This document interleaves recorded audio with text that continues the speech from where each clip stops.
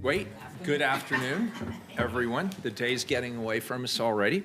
This is the November 3rd afternoon session of the Portland City Council. Keelan, good afternoon. Please call the roll. Good afternoon. Knox. Here. Rubio. Here. Ryan. Here. Hardesty. Here. Wheeler.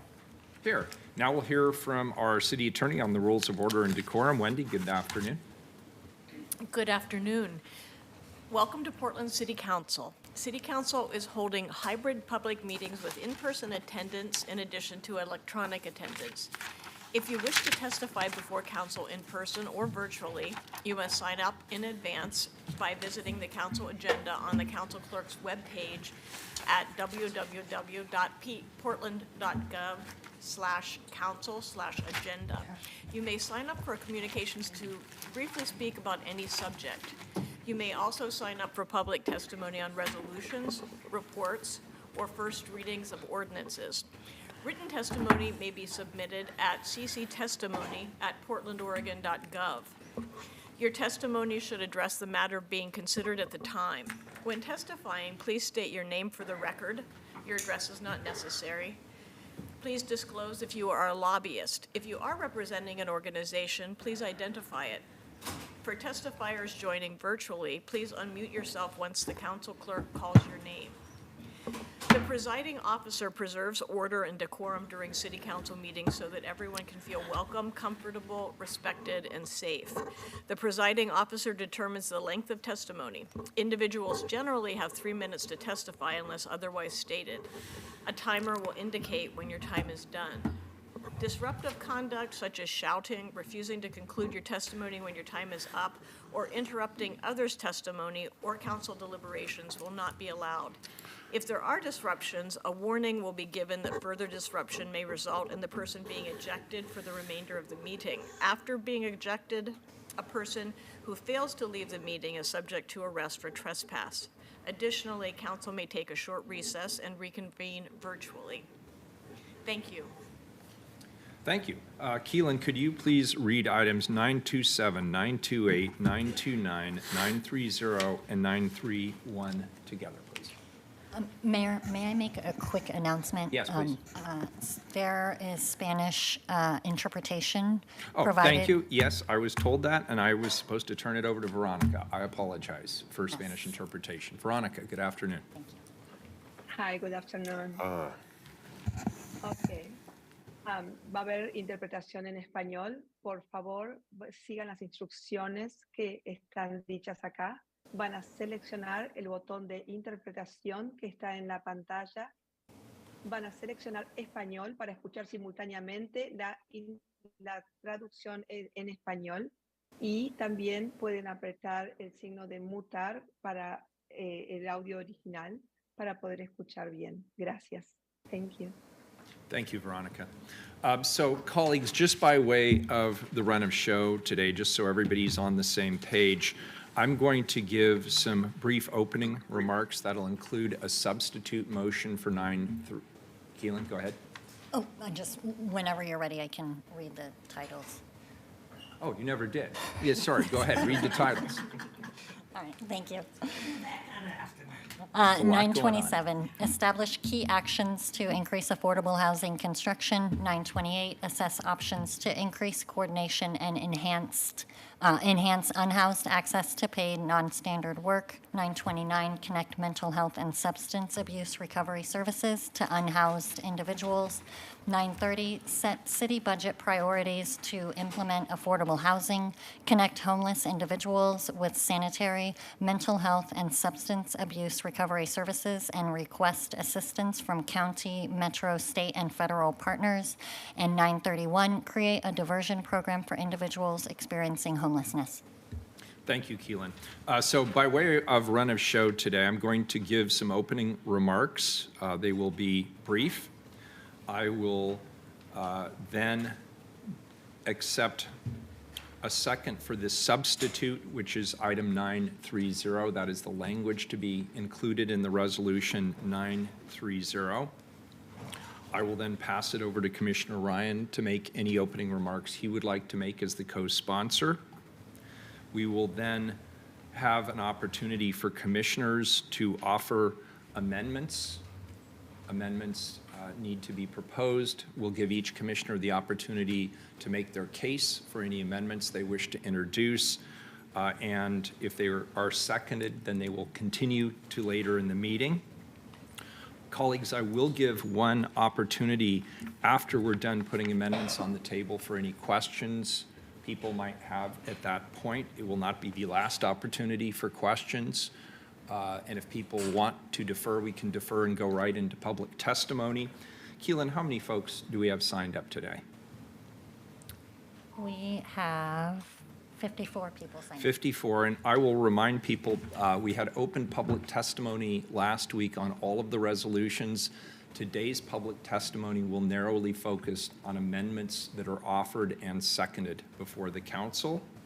I will then offer an additional opportunity for commissioners to ask any questions they have, clarifying questions at the end of the public testimony, and then we will vote on each of the amendments individually. Then we will vote on the 5 resolutions, each in order. You don't have to remember all that. It's complicated, and I will do my level best to go ahead and keep that moving. There may be a break later in the day. Commissioner Rubio is attending an event that she absolutely positively must attend. And but she very much wants to participate in the vote at the end of this. So we may have to take a recess so that we can contact her if she's not able to stay with us for the entirety of the meeting. Then we will reconvene when we have her on the line so that she can cast her vote along with the rest of the council. So again, I want to thank everybody for being here both in the chamber as well as virtually. We're here to continue our critical work in addressing homelessness as well as the affordable housing gap. Last week, our council began the discussion of these 5 resolutions and heard extensive testimony from Portlanders. I'll note that the text of the 4th resolution, as I indicated earlier, 930, was not prepared as of last week's council session, and this week a substitution has been filed for item 930. The council clerk has posted the proposed substitute to the item, so we'll need to make a motion to accept the substitute resolution, second, and vote. And then once we accept that substitute, the council can proceed with discussing the substitute resolution as the official version and propose any amendments to that resolution when we get to the point of the meeting where people are proposing amendments to the resolutions. So with that, I move to accept the substitute resolution for item 930. Can I get a second? Second. Commissioner Hardesty seconds. Any further discussion on the substitute? Seeing none, please call the roll on the substitute. Maps. Aye. Rubio. Aye. Ryan. Aye. Hardesty. Aye. Wheeler. Thank you. So the substitute is now on the table, and just to clarify, this endorses the plan proposed by the Oregon Mayors Association Task Force on Homelessness, and it acknowledges the need to work with our partners at the county on our respective roles and responsibilities related to homelessness, and to collaborate with regional partners regarding funding for much-needed services. It also directs city staff to coordinate with federal partners on funding opportunities and policy changes. I want to thank my colleagues as well as your staff for their extensive engagement feedback over the last week. I appreciate you and your team's substantial input and the thoughtful conversations we've had regarding the resolutions as well as potential amendments today. Last week, staff gave presentations, we heard testimony, and we continued these 5 resolutions today. So this is really the second half of a process which we began last week. I personally have great confidence that these resolutions, when approved by the council, will save lives. They will also save the livelihoods of all Portlanders, housed and unhoused. And with the unprecedented public health and community safety crisis on the streets of Portland, nothing short of lives and livelihoods are currently in jeopardy. The situation on our streets, I hope we can all agree, is untenable. The unsheltered homeless population grew by in just 3 years, it grew by over 50%, the unsheltered population on our streets. Currently, there are almost 800 unsanctioned encampments which are spread across all 146 square miles of the city of Portland.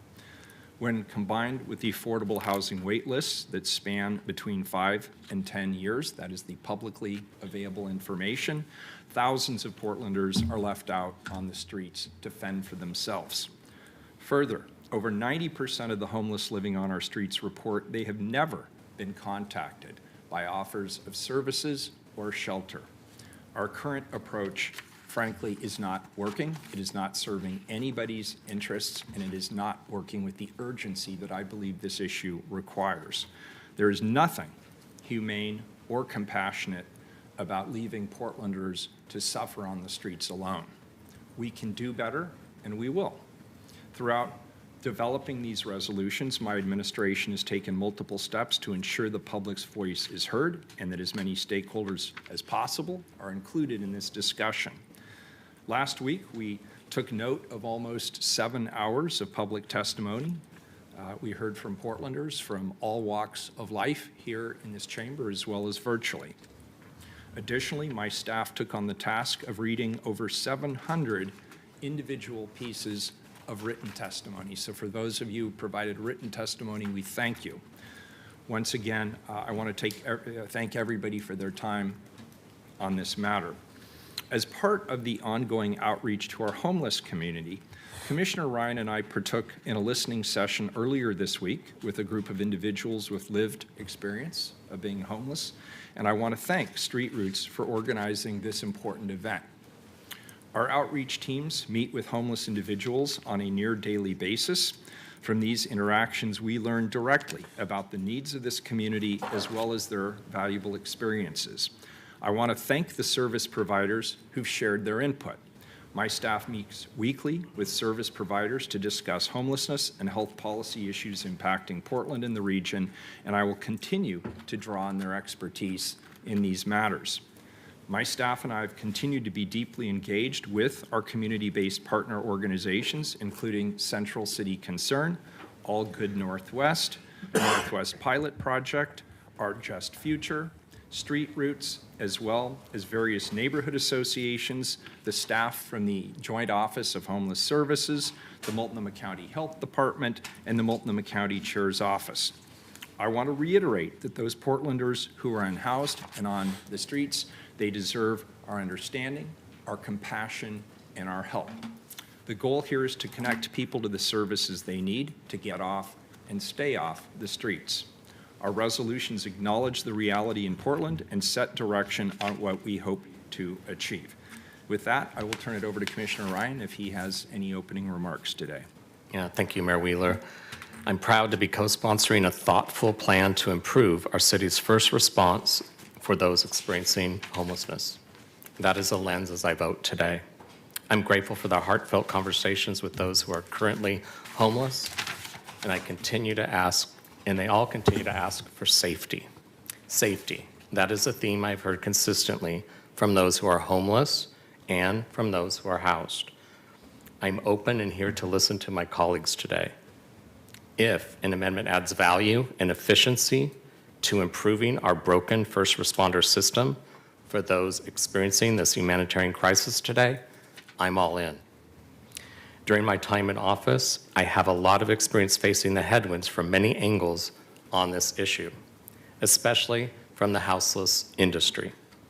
As such, if an amendment adds more barriers to action, minimizes our ability to respond, or suggest only a minor element of detailed upcoming plan of action, I am out. We don't have time to waste. Portlanders are begging for us to act and to stop tolerating the intolerable. Thanks. Thank you, Commissioner Ryan. Colleagues, there are several amendments that have been submitted to the council clerk and posted to the agenda for public review in advance of this meeting.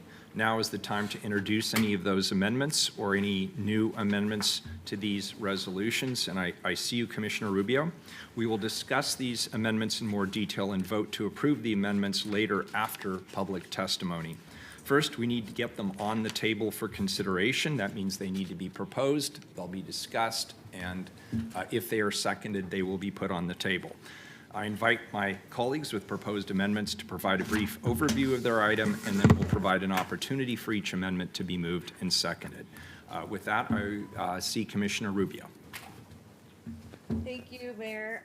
My first amendment pertains to Resolution 927, which aims to establish key actions to increase affordable housing construction. And the actual language would be in the first be it resolved subsection regarding a land bank at subsection 1, my amendment would add a new subsection C as follows. The Portland Housing Bureau shall work collaboratively with other city bureau actively acquiring property to explore whether those acquisitions may be used in whole or in part for affordable housing development. This collaborative effort related to property acquisition should continue beyond February 1, 2023, and become a permanent practice between the Portland Housing Bureau and other city bureaus. And I would like my colleagues to know that the collaboration on acquisition does happen, but I believe the practice needs to be codified and incorporated as a consistent practice, particularly between parks and the Housing Bureau. And an example of that, the best example I can point to is how the bureaus work together on Discovery Park with affordable housing out on Northeast Halsey. Thank you, Commissioner Rubio. Are there any questions of Commissioner Rubio on this or further discussion? And if not, is there a second? Second.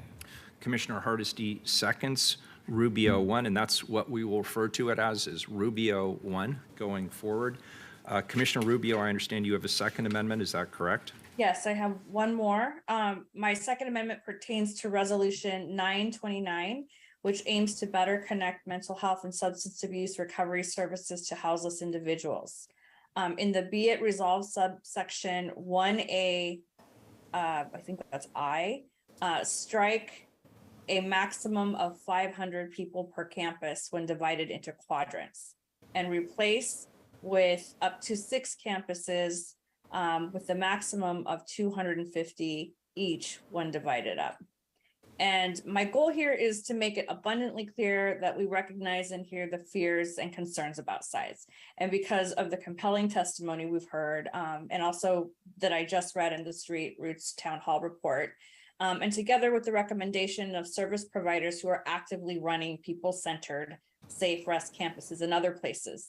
And that is that we need to keep these ideally as small and responsive as we are able. And with change, it ensures that we need to start small, but under up to 250 individuals to prove the new model works before doing anything further. And based on the conversations I've had with my colleagues in the last several days, I know that we're all committed to this approach. And I also want to acknowledge that there are members of our community who don't trust that we will. So I'm hoping that this amendment, together with the prior feedback that the mayor has incorporated into the original resolution about the need for council votes on any kind of expansion, will demonstrate that we must be measured and thoughtful and humane in as these resolutions move into actual design, take shape in implementation stages, and that we should be as transparent as possible. So in addition, before I hand it back to the mayor, I just need to note too that we made a Scrivener's error. We should have also updated subsection 1B to strike 3 and replace it with 6, so that if my amendment does pass, the updated language in subsection B are in alignment. Very good. And is there? Second. Commissioner Hardesty seconds, and I just want to be clear, seconding just means we're moving it further to discussion, and we'll take public testimony. There is no assumption at this point that the council supports any of these amendments, but they are on the table for further discussion. Any other thoughts on this one before we move on? Next up is Commissioner Hardesty. Thank you, Mayor. And do you have this sheet? I don't have that sheet, but I do have it in that order. Okay, great. Thank you. Thank you. Good afternoon, Mayor, colleagues. My first amendment, Hardesty Amendment 1, is to Resolution 927, the affordable housing production. And basically, what this amendment would do is actually require the city address the issue of so many undeveloped and unused vacant lots all over the city of Portland.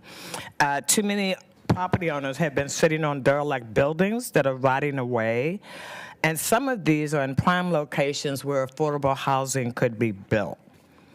So amendment number 1 actually would have the city attorney's office provide us with an analysis on how the city can best use its power of eminent domain to help us reach our affordable housing goal.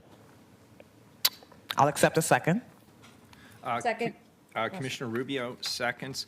And great, we'll talk about that later. Hardesty 2. Hardesty Amendment 2 is to Resolution 928, unhoused workforce development. Mayor, I'd like to make a slight adjustment to my amendment at the beginning. So the beginning of the amendment should read, and I'm going to stop for a second, and because I know I talk really fast, and I want to make sure that the Spanish interpreter is okay with the speed I'm talking. Can I get a thumb up, or are you okay? Am I going? Please let me know if I'm going too fast, because I'm from Baltimore and I tend to talk really fast. Yeah, and if I may, Commissioner, Veronica, if you need us to slow down, just pipe up, speak up, just so because I may not always be looking up. I'm sometimes looking down at the documents. Thank you. Okay. Just wanted to double check that before I got too deep. Hardesty Amendment 2928 is for Resolution 928. It is the unhoused workforce development. So the slight adjustment I'd like to make to my amendment should read at the beginning, during the development of this policy, there shall be a convening of community experts, and we will replace the city shall convene with during the development of this policy, there should be a convening of group of community experts. We are blessed in the city of Portland with so many community-based organizations that know how to get unhoused people employed. And we have a list of those that have been very successful at it. So it really would be a wasted opportunity to go through a process to develop a resolution without ensuring that we have the experts at the table. So that concludes that resolution. Could I get a second? Second. Commissioner Rubio seconds. Question? Commissioner Maps? Yeah, Commissioner Hardesty, could you read the beginning of the, I'm not sure if I followed. Okay, yeah, I'm happy to do I it saw again. the original, but I haven't seen the updated. So during the development, you may remember it said the city shall convene. Yep. It was how I originally worded it. Yeah. But instead, I'm taking that language out and replacing it with, during the development of this policy, there shall be a convening of a group of community experts. Everything else remains the same. Thank you. You're welcome. And Commissioner Rubio, just to be clear, you're happy to second it with that change? Yes. Very good. So that's Hardesty 2. All right. Hardesty 3929. As we've discussed, our houseless community members face our houseless community members, we know that 60% of our houseless community members are people with disabilities. But there was nothing in this resolution about how we would address the issue of accommodating them. So Hardesty Amendment 3 is to ensure that as we're thinking about housing for people who today are houseless, that we are committed to making sure that they have accessibility, that they're safe, that we're not actually warehousing people in huge groups without identifying their specific issues. Can I get a second on that? Second. Thank you. Commissioner Rubio seconds. That's Hardesty 3.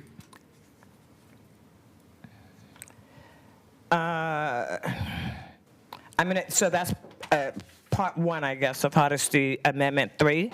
Hardesty Amendment 4 is, while I know many people would like to believe that if we simply ban camping, houselessness would just simply go away. That's not the reality. Even if a ban policy is ultimately developed, we do not have enough resources to cite, arrest, jail, and process through the criminal justice system anyone who does not have access to a camp. So instead of an unrealistic zero tolerance ban, I believe the city's limited resources would be better used developing a plan on how to limit unsanctioned camping in collaboration with groups representing all Portlanders. A great example of this type of work is the effort led by my office to keep campers out of wildfire danger zones during the dry season. We could expand that model of working with community groups, city bureaus, and the houseless community to maximize options available for where houseless people can go, identify the high-risk locations where people should not camp, and find ways to better refer services to those in need. This is a realistic option. Suggesting that we can flip a switch and be rid of camping really is not. I also want to remind the public that criminalizing poverty is very expensive.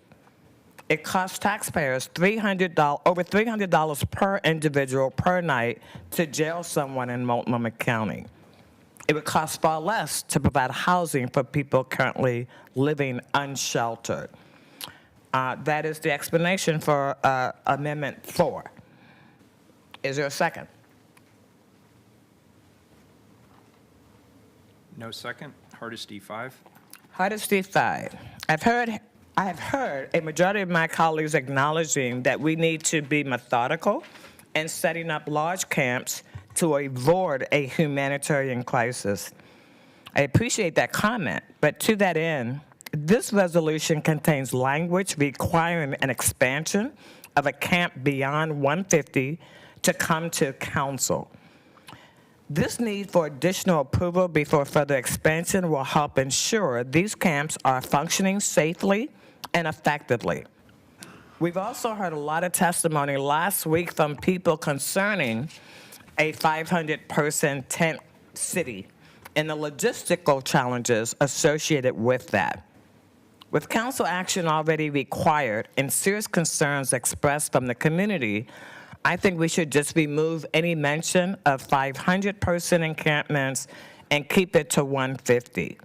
If the city can make a 150-person camp work and is interested in exploring the campus model discussed in this proposal, the plan already must come before council. Therefore, I believe removing this language will help reduce fear for many about this proposal. Is there a second for my Amendment 5? No second. Hardesty 6. Resolution, Hardesty Amendment 6. While I appreciate the need for setting up large-scale encampments slowly, I also have heard a lot of my colleagues highlight a need for being expedient. The current language says we won't have any new capacity added until 18 months after securing funding. My office worked with Mayor Wheeler to set up 3 CPO camps in a month during the height of COVID. Though admittedly, these were temporary locations. Commissioner Ryan added our first Safe Vest Village campers in less than 18 months of securing funding and has gained a lot of insight into outdoor camping being managed by the city. There's also a lot of preparatory work that can be done before funding is secure.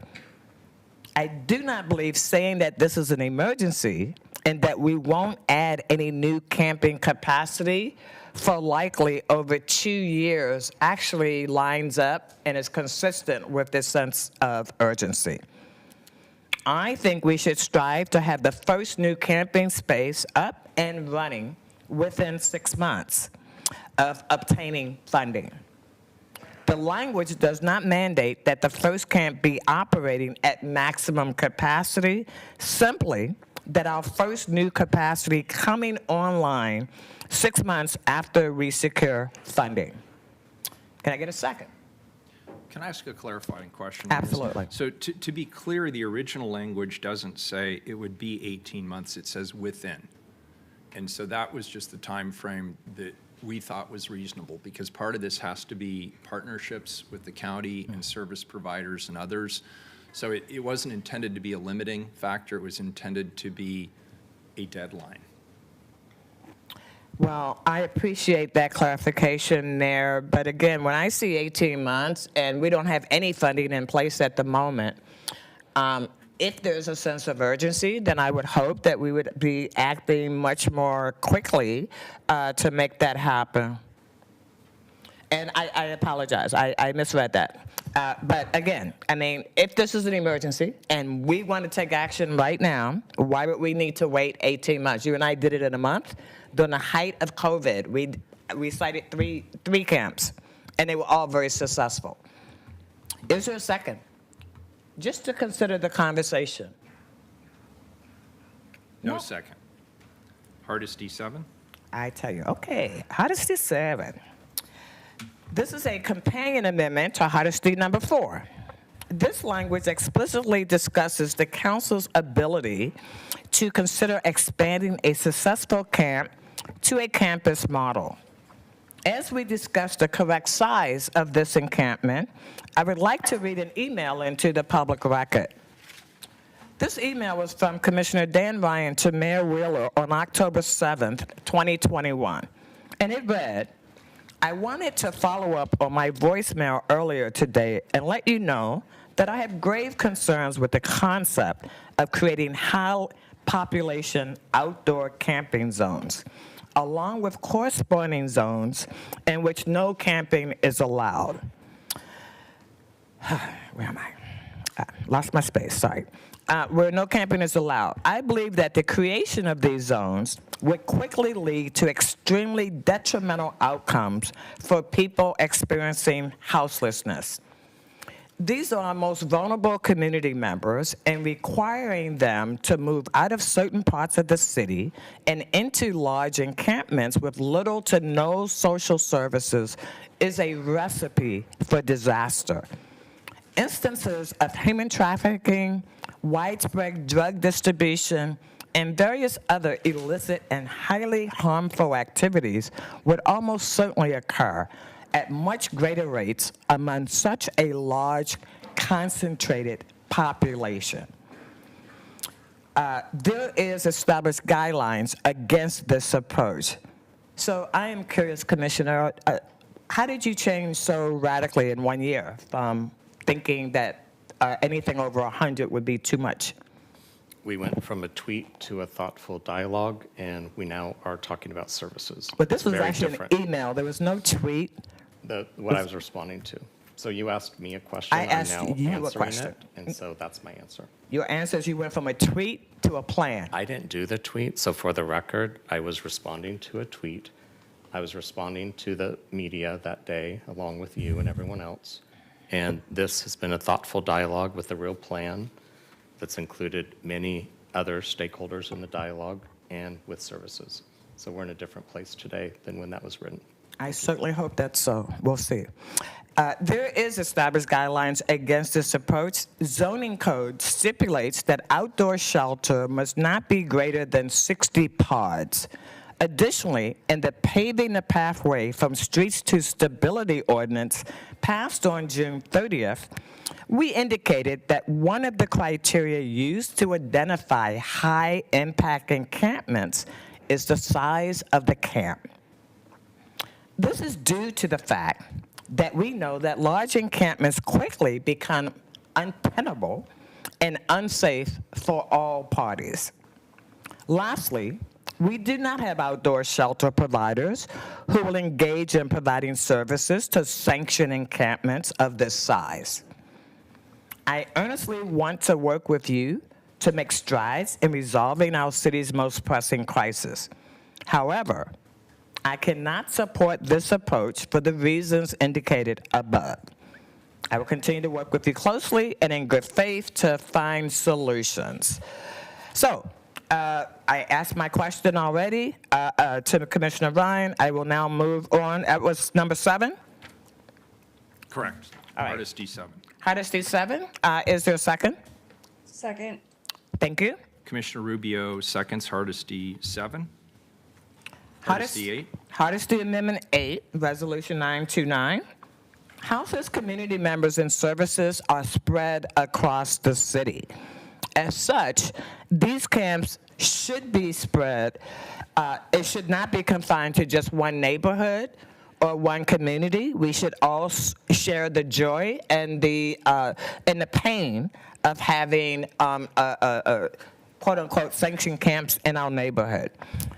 Is there a second for this one? Second. Commissioner Rubio seconds Hardesty, 8. Hardesty Amendment number 9.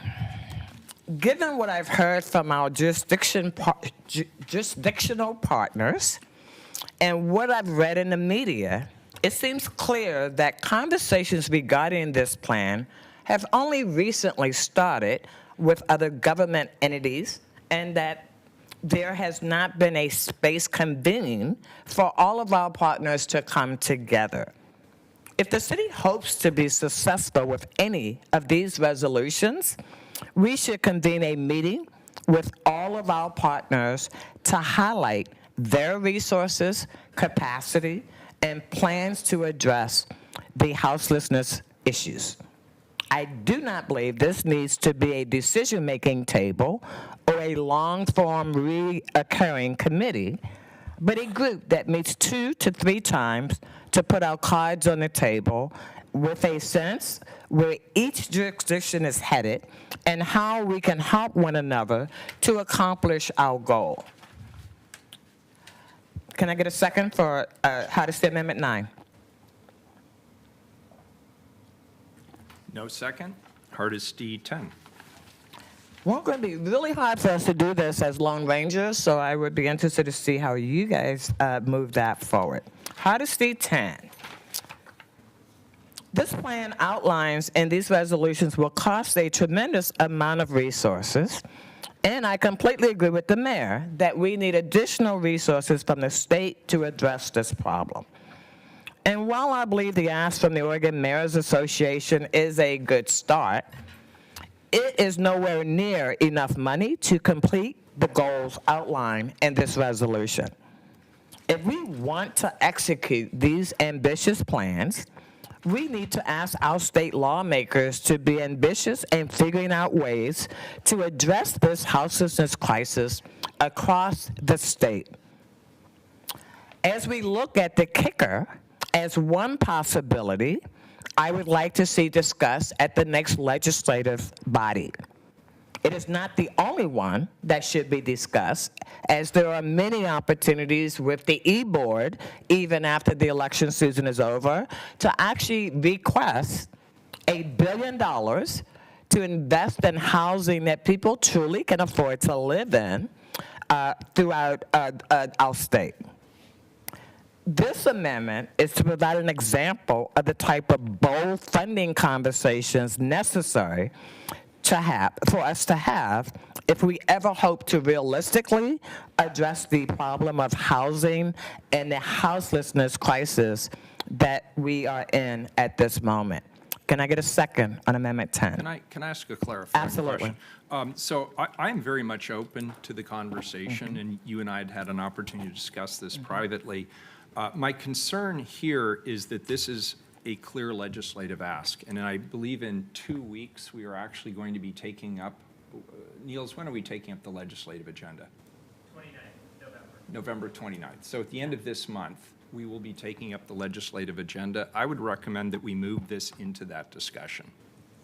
Well, I agree, but again, if this resolution is setting out what our vision is for how we get to the solutions that we want, I mean, and we don't even have to say kicker. We could just say we will make it part of our legislative agenda, right? I mean, again, if we're not asking for $1 billion, I know the mayors aren't asking for enough. If we're not asking for $1 billion to actually help the state. Well, and again, I'll just speak for myself. I'm open to the discussion, right, but we have a process for our legislative asks that goes through the legislative agenda. That's the policies that we've agreed on as a council.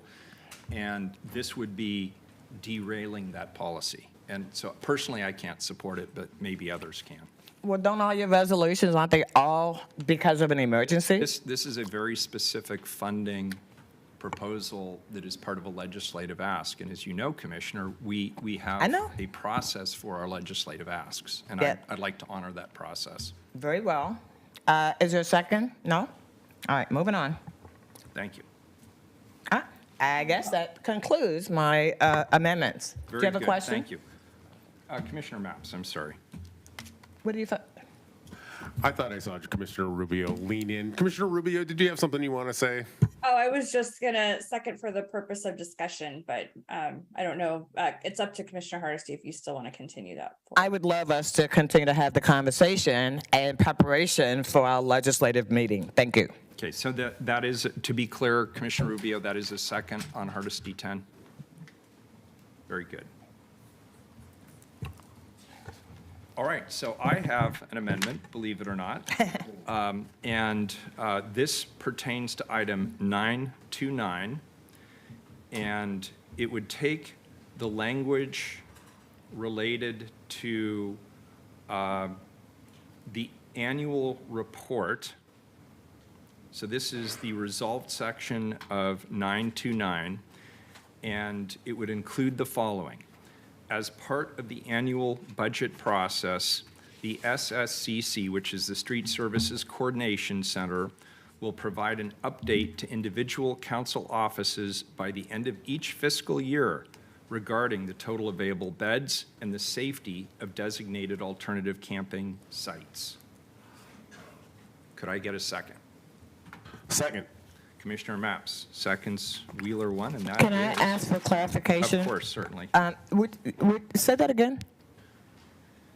As part of the annual budget process, the SSCC, the Street Services Coordination Center, will provide an update to individual council offices by the end of each fiscal year regarding the total available beds and the safety of designated alternative camping sites.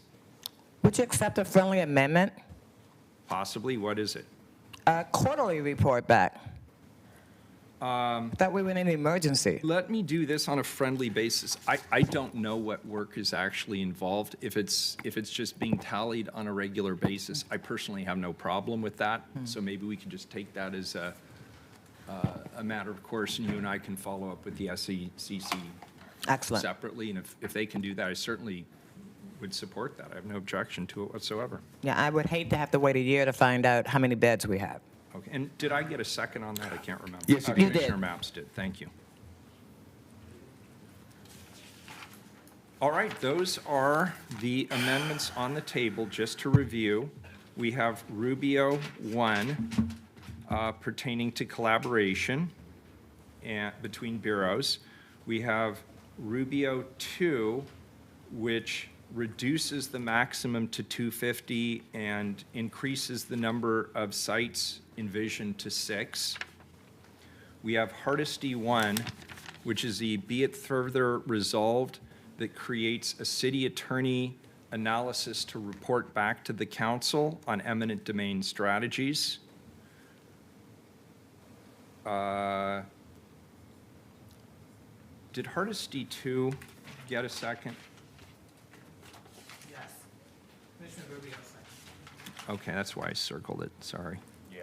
Okay, thank you. Hardesty 2 is a be it further resolved that the city, during the development, the city is going to convene a group of community experts on employment options.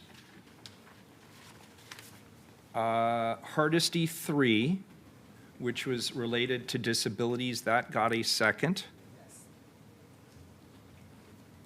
Hardesty 4 did not, Hardesty 5 did not, Hardesty 6 did not. Hardesty 7, after the establishment of initial camps, the city may consider creating a campus model where multiple camps are approved on a single large city-controlled property. Hardesty 8, establish at least 3 designated camping sites that must be diversely spread across the city. And those were the last Hardesty amendments. And then Wheeler 1 was the one we just discussed, providing a report on available beds and the safety of designated camping sites. It calls for annually, but I've given my word to Commissioner Hardesty if we can do it Did I not say Hardesty 10? I'm sorry, did not. Correct. Thank you, Bobby. Hardesty 10, be it further resolved, the city calls upon the state of Oregon to consider allocating up to $1 billion of kicker funding towards rent assistance and affordable housing production during the 2023 legislative session. And then Wheeler 1. Those are the amendments that are up for discussion.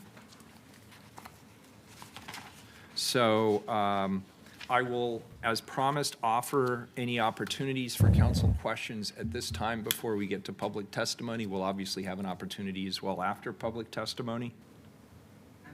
Public testimony first. Very good. Then with that, we will begin public testimony. We have about 55-ish people signed up. We would ask you to keep your testimony, please, to 2 minutes. There's 2 things we need to know: your name for the record. We do not need your address. In fact, we sort of encourage you not to give it unless you really, really want to. And second of all, it would be very helpful to us to know which specific amendment you are referring to during your testimony so that we can follow along. And so with that, I'll turn it over to Keelan, our amazing council clerk, who will manage the public testimony side. Again, please keep it to 2 minutes. We have a lot of people signed up, and we will have to mute you if you go beyond the 2 minutes. So think pretty hard about what you want to say. And also, if you just agree with something somebody else said, feel free to just say, hey, I agree with fill in the blank, and here's what else I think. That's fine, too. Okay. Thank you, Mayor. First up, we have Monica Corey, Lynn Groves, and Amanda Smith.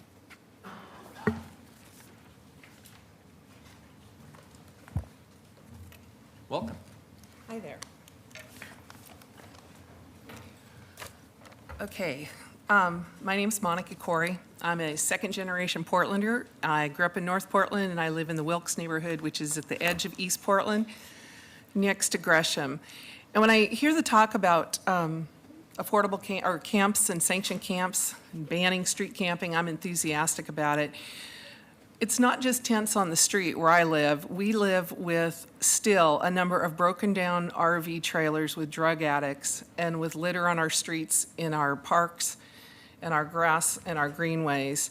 And essentially 6,000 people have held Portland, 600,000 people hostage without consequences over the last several years. In Portland, it seems that we make addicts comfortable in their addiction. Anyone in recovery will tell you that you have to hit rock bottom before you can get better, but there is no rock bottom in my neighborhood where people can live wherever they want without consequences or any behavioral expectations. Drugs are ample, and people hand you food and water and tents and pick up your trash, and those people stay victims. That's not compassion. And it's victimizing the neighborhood as well. I believe you need to meet people where they are, but they must come somewhere to be met, and they must be triaged, because not everyone that we're talking about who is homeless is in the same situation.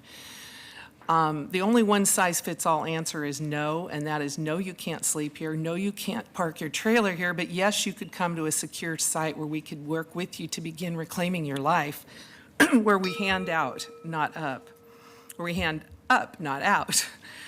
I am sorry that people don't want to move from their campsites, but I'm more sorry for the people we heard testify here last week, people who can't navigate sidewalks, people afraid to leave their homes, people afraid that our tourism industry has been impacted. I'm sorry my disabled daughter can't ride the bus or the MAX safely anymore. I am sorry that no one arrested the homeless who ran a 3-year chop shop crime ring out in the Big Four Corners natural area, which was destroyed. Thank And you. I applaud your bold decisions, and I hope that you will find strong leaders to stand up to the critics and implement difficult decisions. Thank you for being here. Next up, we have Lynn Groves. Doesn't look like Lynn is here. Amanda Smith. How about Sarah Fisher? Amanda's here. Oh, okay. Keeling. Yeah. Welcome. Thanks for being here.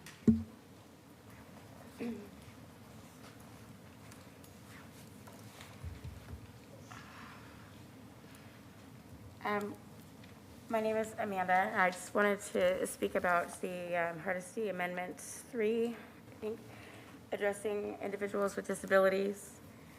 My son and I both have disabilities. I have a physical disability, and my son has a mental disability. Forcing my son, who has a mental disability, into a large encampment, even with 150 people, is going to stress him. It is going to cause his mental disability to become worse, to cause him to not be able to control his actions and his behaviors even more so than he is now. The varied personalities, mental health problems of other people, and will exacerbate and stress him in ways that will not be able to, I won't be able to handle that myself. And I'm not sure how anybody wants to address that, but to make it a criminal thing to be homeless and to keep my son safe from other people's varied mental health problems and personalities seems to be very cruel. So I don't know what your plan is to address those sorts of issues where people are not comfortable being in large groups of people. But I'd be interested to hear what you have to say about that. Thank you, and I'll just respond briefly, just because this was a point of question last week as well. This doesn't replace our spectrum of services. There will still be smaller camps, there will still be alternative sites, there will still be shelters indoors, there will still be transitional housing, there will still be navigation teams, there will still be affordable housing. This is filling, in my opinion, an obvious gap, just in answer to your question. And I'll go one step further. I don't think it's fair that your son lives on the streets at all, given the conditions as you've described them. We should have a robust mental health safety net, and we don't. And I'm hoping this conversation, if nothing else, pushes that discussion to the forefront where it should have been years ago. Thank you for your testimony. Next up, we have Sarah Fisher. Hello, Sarah.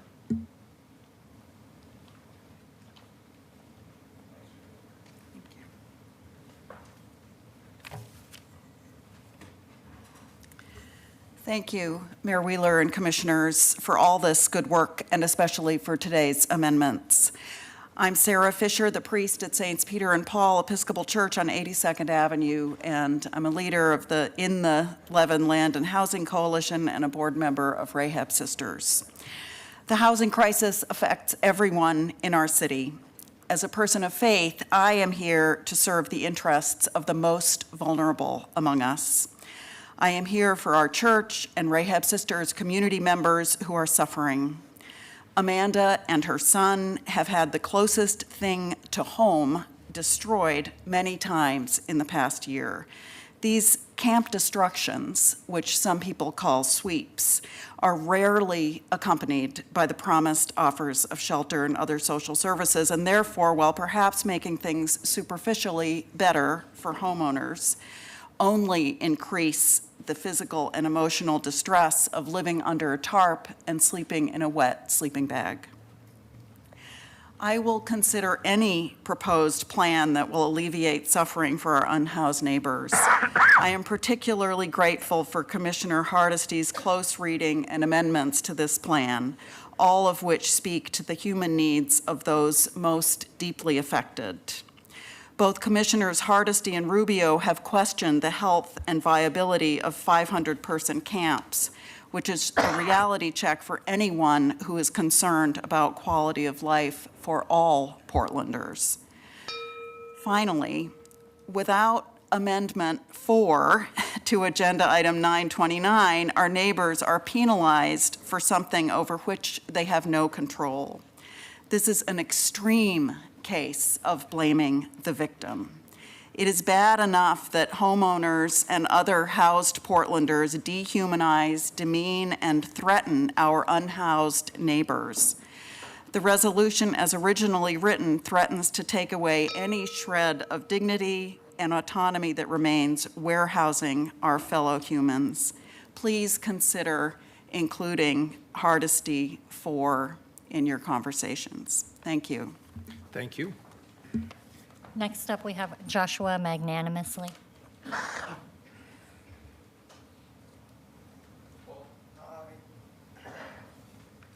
name's Joshua McNansley.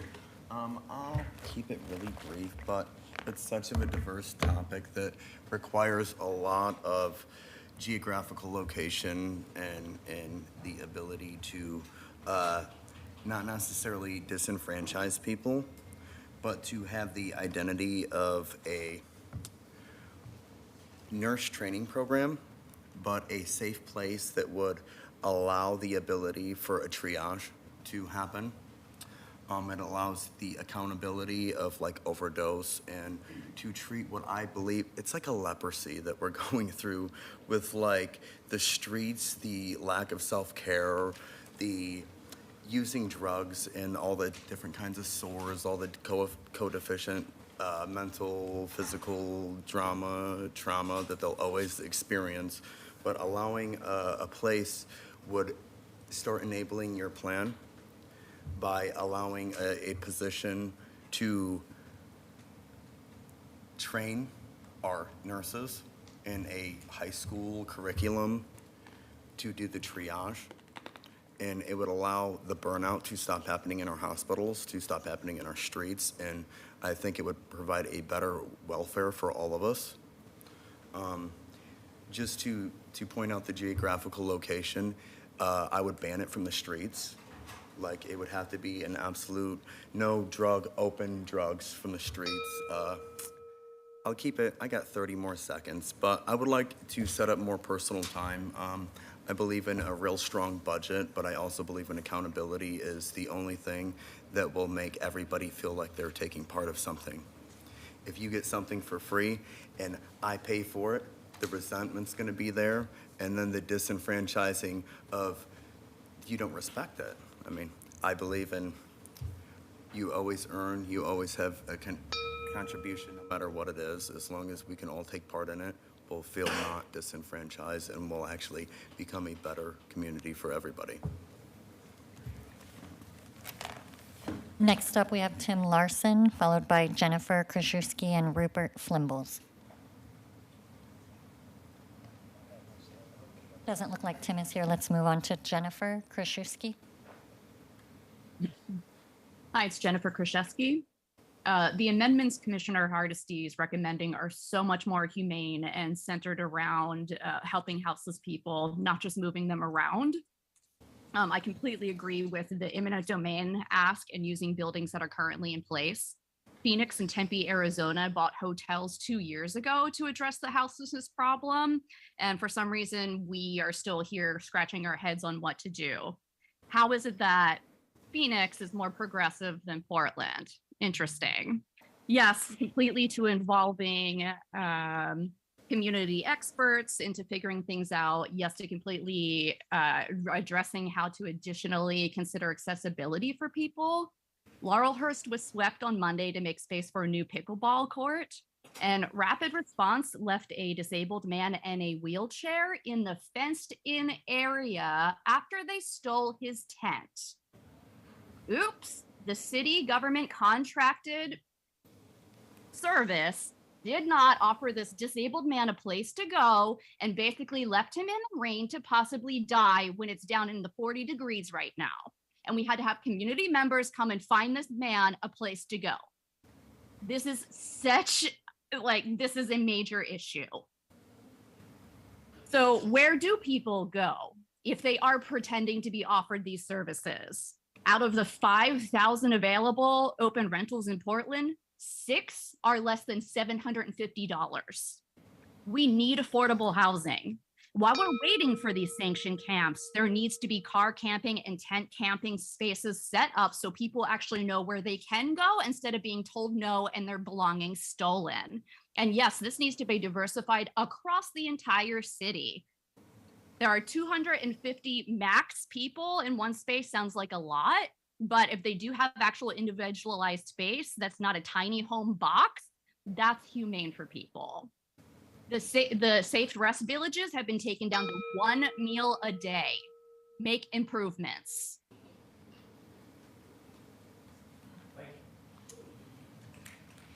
Next up, we have Rupert Flimbles. I don't think they've joined us. I'll call the next 3. Ebony Brown, followed by Scott King, and Kelsey Schreiner.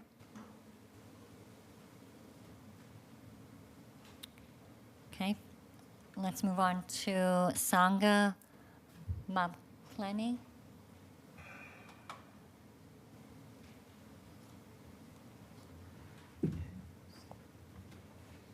Welcome.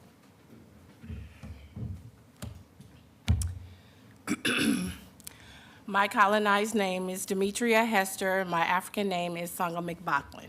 We're on stolen land. I want to acknowledge and salute my leadership chairman, Amalia Shatella, deputy chairwoman, Ona Zanasia Shatella of the African People's Socialist Party. These colonizers that are in front of us today want to remain the colonizers by keeping everyone colonized to keep being their mode of production. This is how they make money. These oppressors will never give you anything to help you not be oppressed. All of these laws they've had the answer to. All of these amendments they had the answer to. Everything they've had the budget the answer to. But they do not want the answer to be solved because it makes money for them. This is what's going on here today. These thieves, bullies, and oppressors, liars, cheaters, stealers, steal our money, our tax-paying money, lining their pockets, benefiting once again from our labor. They created this evil systematic system to remain in power and in control, but yet we will destroy this system. African people will not be the mode of your production anymore. African children will not be the mode of production anymore. Houseless people will not be the mode of production anymore. Mentally ill people will not be the mode of production anymore. We will unite as human beings that you're not. Human beings to destroy this system, this mode of production you created. Hands off Uhuru, hands off Africa. The FBI attacked on our party on July 29th is what you in America do. You attack Fred Hampton, Malcolm X, and us as Portland protesters. You saw the FBI attacked on us and you created it. The African community always gets attacked, blaming us and making money from it. Again, making the mode of production us. We will defeat you, Uhuru. Let's go back to Schreiner, Kelsey. Yes, I'm here. Okay, thanks. Go ahead. Hello. Hello, Mayor Wheeler and Commissioners Hardesty, Rubio, Maps, and Ryan. Can you hear me? Yes. Yeah, loud and clear. Okay. My name is Kelsey Schreiner, and I'm the leader of the Prescott Multi-Tenants Union. As many of you know, last week we were successful in getting our landlords to rescind our outrageous rent increases of 50% that were imposed on us in August. Coming from a tenant that was supposed to be in affordable housing, I now understand the broken policies of our city, policies that were supposed to help and protect us. I can't tell you how many nights I cried, how many days I felt entirely defeated and helpless. Do you know what this does to the people of our community? Have you ever in your lives had your home or the home of your children threatened? Do you know that it currently takes 5 to 6 months for an intake for a therapist? Because that's what it took me. I want to ask you, how are people supposed to get help during these most crucial times when it's not even available? This adds to the homelessness crisis because people spiral into homelessness while waiting for these services. Many people in our communities need help more than ever, but where do we get it? The essential providers we need in our community are underpaid and overworked. Can we outsource providers from other areas? Do you plan to have resources available on site at the camps and alternative housing options? Do you plan to ensure that these people are given mental health evaluations and ensure that they are placed in the appropriate environments where with the appropriate resources for them to thrive and be integrated back into society? Please focus on setting these people up for success. Treat our homeless population with empathy, respect, dignity, and allow them a safe and supportive environment to flourish. I encourage you all to look deeply into these issues and focus on supportive actions going forward. Stop ignoring the core problems in our community and think outside the box. Thank you. Thank you. Commissioner Maps, did you have a question? Thank you. Next up, Danielle Millard. Okay, let's move on to Barbara Weber.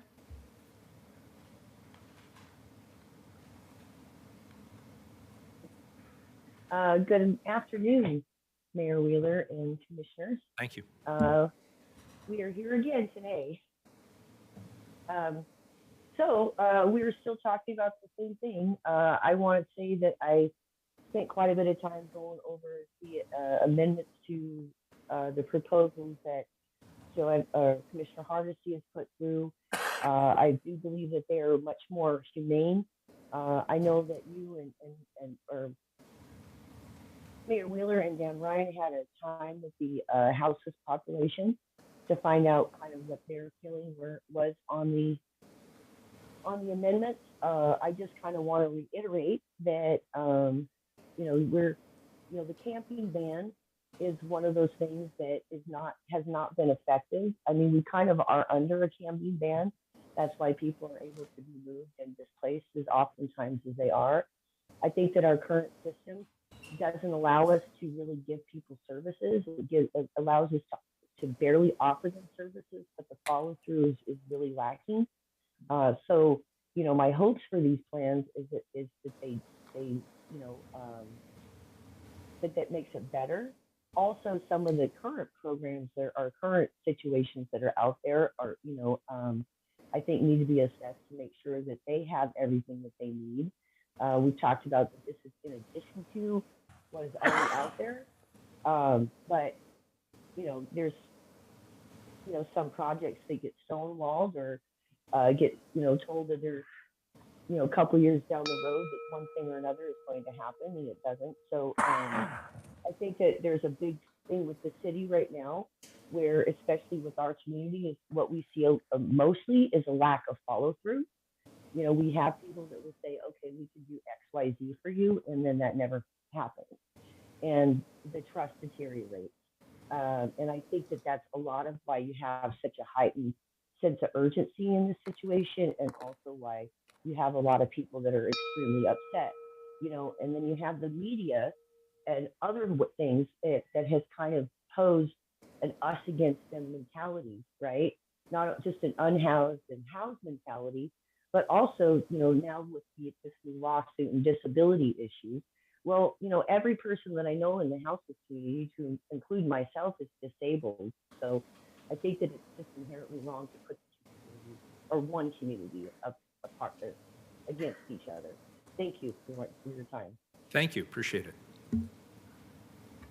Next up, we have Jesse Presley Grusin, followed by Bryn X and Corinna Gaines. Okay, let's move on to Mia Winters, followed by Lauren Armini.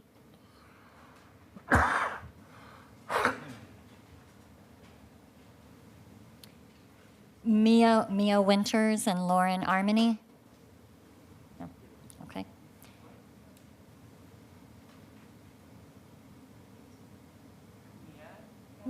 Mia Winters?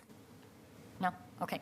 How about Eric Kress? Yes, thank you. Can you hear me? Loud and clear. Yeah. Mayor Wheeler and City Commissioners, thank you for accepting my testimony today. I'm speaking on behalf of the Central Eastside Industrial Council. The Central Eastside Industrial Council is a major employment area within the city of Portland with over 1,300 businesses and 22,000 employees. Many of those businesses provide median wage, manufacturing, and distribution jobs, which are vital to promoting income equality and alleviating poverty in our region. Over the past few years, we have worked with businesses impacted by COVID's economic impact, civil disruption, a proliferation of crime, an increase in outdoor residents moving into the district, and a visible rise in people with mental illness living on the street. We have talked with businesses that have chosen to leave the district due to street violence, crime, and the constant threat of a lack of safety. Those businesses include a preschool as well as employers where children are present. Employees and their children in our district have been exposed to verbal attacks, public masturbation, crack cocaine use, stabbings, burning of tent homes, and vandalism. So let's remember that these are not just housed adults who are affected, but also our most vulnerable are children. I'll remind you that through Central Eastside Industrial Council's Enhanced Services District, Central Eastside Together, we have spent over $6 million since 2019 supporting the houseless community with sanitation services, safety, and care to improve our business district. Our trauma-informed care has been seen as a model for other ESDs to use and balance the needs of outdoor residents and business districts where they live. However, this model is only successful in the right environment. Successful when the community is supported by city services such as law enforcement and sanitation. We have collectively failed to recognize what is required to build a thriving economic ecosystem that supports employees, employers, customers, and community at large. We urge the Portland City Council to approve the mayor's and Commissioner Ryan's recommendations to ensure Central Eastside business owners, employees, customers, property owners, and residents can build a more prosperous future. We trust that this new direction will ultimately be the best for our outdoor residents as we hold compassion for them and a vision for a better economic future. Thank you for the time today. Thank you. Let's go to Lauren Armini. Okay, great. Thanks. Hi, Lauren. Hello. All right. Good afternoon, everyone. My name is Lauren Armini, and I'm the Systemic Change Program Manager at Sisters of the Road. I would like to thank Commissioner Hardesty for taking the time to thoughtfully provide some improvements to the resolutions presented, and I'm astounded that many of them were not seen as valuable by your fellow commissioners. In regards to 927, I'm curious as to how this actually makes and keeps current housing affordable. Paternalistic interventions like voucher systems, grants for landlords and developers only serve to subsidize corporate profits. However, I find the use of eminent domain compelling for housing access per Hardesty's amendment. As for 929, compulsory housing and mental health services with the threat of incarceration upon refusal compounds the violence of poverty. Even with Hardesty's amendment, the creation of the binary of sanctioned and unsanctioned camping creates yet another point of contention between housed and unhoused residents and criminalizes noncompliance. I do not see how these resolutions address the root causes of houselessness, that the basic need of shelter is capitalized upon as an investment and wealth-generating activity when people are dying on our streets. Even with these amendments, the overarching goal of this slate of resolutions seems to just further invisibilize poverty and houselessness on Portland streets instead of directly housing people. We cannot in good faith call over 14% rent raises a form of rent control. We cannot claim someone is service resistant when every service they have attempted to access has let them down or worsened their condition. We cannot claim these resolutions are compassionate care when the people receiving such care are not given the dignity of autonomy and self-determination. And finally, I find it absolutely ludicrous to vote on these resolutions when there is no clear plan as to its location, its funding, and we have only had 2 weeks to even discuss this openly as a community. I say vote no, and thank you for your time. Next up, we have Tim Larson.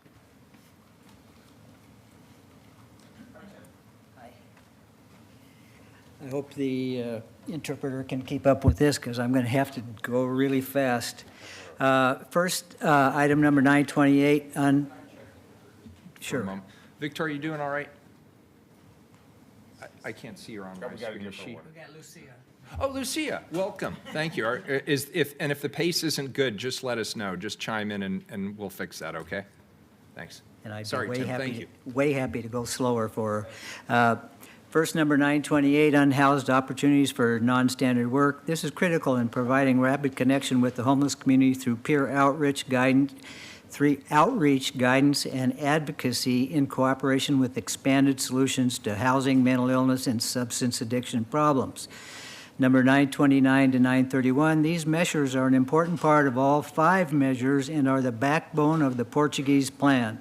This plan is considered to be the gold standard for treating homelessness, addiction, and mental illness in the entire world. Portugal has had this plan in place for 25 years, in the past 20 of which has led the world in reducing the problems of homelessness, addiction, and mental illness. No one else even comes close. In summary, it is clear that Multnomah County is the government body most responsible for all health and welfare programs that involve the citizens of Portland. It is clear that a hand-in-glove cooperation between the city and the county will provide maximum results. According to many news reports, the current county chair has refused to cooperate in the establishment of safe camping and parking signs sites or to allow county land to be used for these very critical structures. One candidate for the county chair position is pledged to immediately institute a modified Portuguese plan, convert unused county land to safe camping and parking sites, and to restructure county bureaus to quickly, effectively, and successfully provide all these necessary services. So I hope you will all read your ballots carefully and vote for the doctor. Thank you. Next up, we have Jenna Golden. Hi there. My name is Jenna Golden. I'm deeply disturbed by Measure 929. I agree that Commissioner Hardesty's amendments are much more humane. However, I also believe that unsanctioned camping should not be made illegal. I'm also really concerned that none of the proposals have talked about how we got here in the first place. These proposals are merely dealing with where we are now without addressing the root of the problem. The Oregon Center for Public Policy released an article this week titled "Income Inequality in Oregon has hit a new record." It's no surprise here in Portland, since the city's policy over the past 2 decades has been growth at any cost, handing out massive tax breaks to corporate developers who provide empty promises of affordable housing. They cash the checks, but the real cost is incurred by Portlanders who are struggling to stay housed. Why is there a city affordable housing policy that allows building owners to raise the rent 50% on low-income tenants? A policy that the tenants of the Prescott Apartments, like Kelsey mentioned earlier, had to fight because their housing depended on it. In the end, they were successful because they got the story out to the press. But what happens next time? Has this and other predatory housing policies changed? Regarding this tenant strike, Commissioner Ryan, you were quoted as saying all good policy change requires dialogue with people on both sides of the issue, and that we are focused on keeping people housed. If that's the case, then why wasn't the Prescott Tenants Union invited to the housing stability work session that you hosted earlier this week? Looking to 2023, the rent cap goes up to 14.6%. If Portlanders can't keep up with rental increases, then more people will just be unhoused. How will the city support renters? Where are the policies to keep people housed? The housing crisis was created by policies that favor developers and investment companies. Perpetuating the idea that unhoused folks are to blame for their circumstances entirely ignores the fact that decision makers chose the conditions that led to housing insecurity and displacement in the first place. Let's be the city where housing is a human right, not the city that punishes those experiencing poverty with forced internment in unsafe, overpopulated outdoor campuses. This year it's 500 people, next year it's 1,000, and on if housing policies stay focused on profit and not on people. Next up, we have Jennifer Parrish Taylor, followed by B. Thornton and Sarah Rudolph. My name is Jennifer Parrish Taylor, and I'm the Director of Advocacy and Public Policy for the Urban League of Portland. I was here last week. We are here today to voice concerns that people of color who continue to face disproportionate rates of homelessness will not be served equitably by the proposed plans, and in fact will be harmed by it. Commissioner Hardesty's amendments are well-intentioned, and we support them as they diminish some potential for disparate impact on Black communities. We appreciate the leadership she has taken on this issue to attempt to make this regressive resolution less harmful. However, the substance of this proposal is misguided, the community engagement has been abysmal, and the inclusion of mass camps is counter to all known best practices for ending homelessness. Self-organized villages in Portland agree that camps larger than about 30 people are untenable, yet this proposal suggests camps at 10 times the scale. This discrepancy is demonstrative how little engagement or understanding of housing instability has informed this resolution. Other cities have tried mass camps like what is being proposed today. In 2021, the city of Los Angeles created a camp of about 70 tents that cost the city $32,000 a year per tent to prolong the homelessness of the residents. According to the 2019 Regional Supportive Housing Impact Fund Strategic Framework for the Tri-County region, so the Portland area, supportive housing costs on average $16,500, per person per year, or $45 per day. Supportive housing is more immediately cost-effective when compared to the daily cost of crisis care as alternatives to housing. Banning public camping and creating mass camps will direct resources away from the region's greatest needs, housing. Mass camps exacerbate the problem, harm our neighbors, and diminish safety and autonomy without creating a single unit of housing. With its move-in Multnomah initiative, the county placed 214 households into homes in the span of just 4 months. We should scale similar efforts instead of redirecting resources away from them. And I've also submitted testimony, written testimony as well. Thank you. Next up, we have B. Thornton.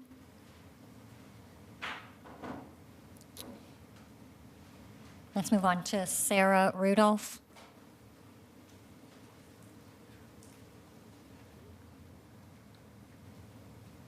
Hi, Sarah Rudolph, lifelong Portland resident and direct service provider.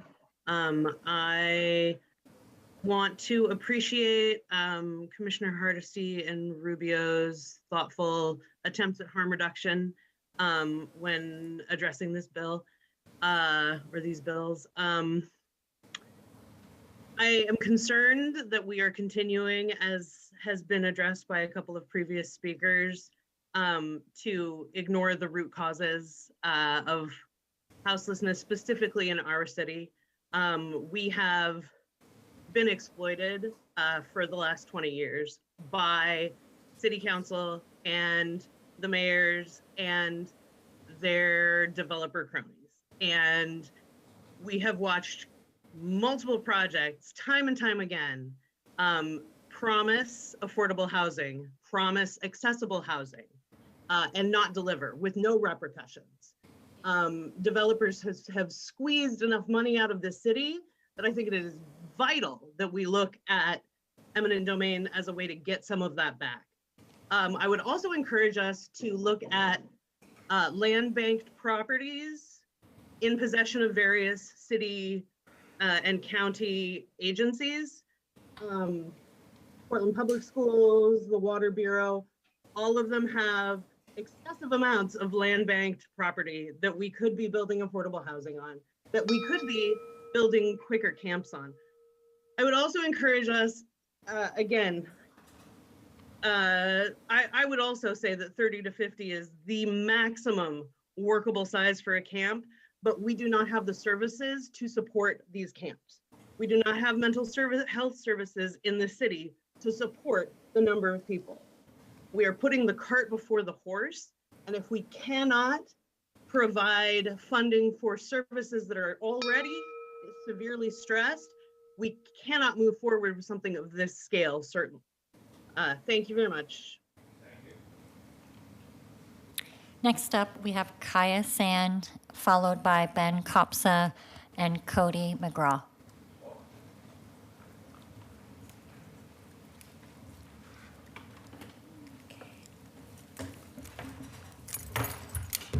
Good afternoon, Kaya Sand, Executive Director, Street Roots. So this morning before 10 a.m., ACLU of Oregon emailed each of you, as well as the city attorney, a legal notice on behalf of Street Roots.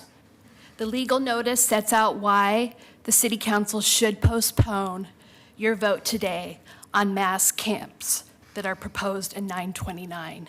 So if you have not done so, please read the notice and consider all of the potential legal ramifications of your actions before proceeding with a vote on the mass camp resolution. Second, this has not been an equitable democratic process, dangerously so for people experiencing homelessness. Money seems to buy access. So I'm ceding my time to Randy Humphreys, who's been wanting to testify and was not able to get signed up. Hey, my name's Randy Humphreys. I've been homeless around here for 11 years. It's unconstitutional. People want to be homeless. They have a right to be homeless. You can't force somebody that do not want to do what is forced them to do. They choose to be out here on the streets. We cannot, it's hurting people and killing people to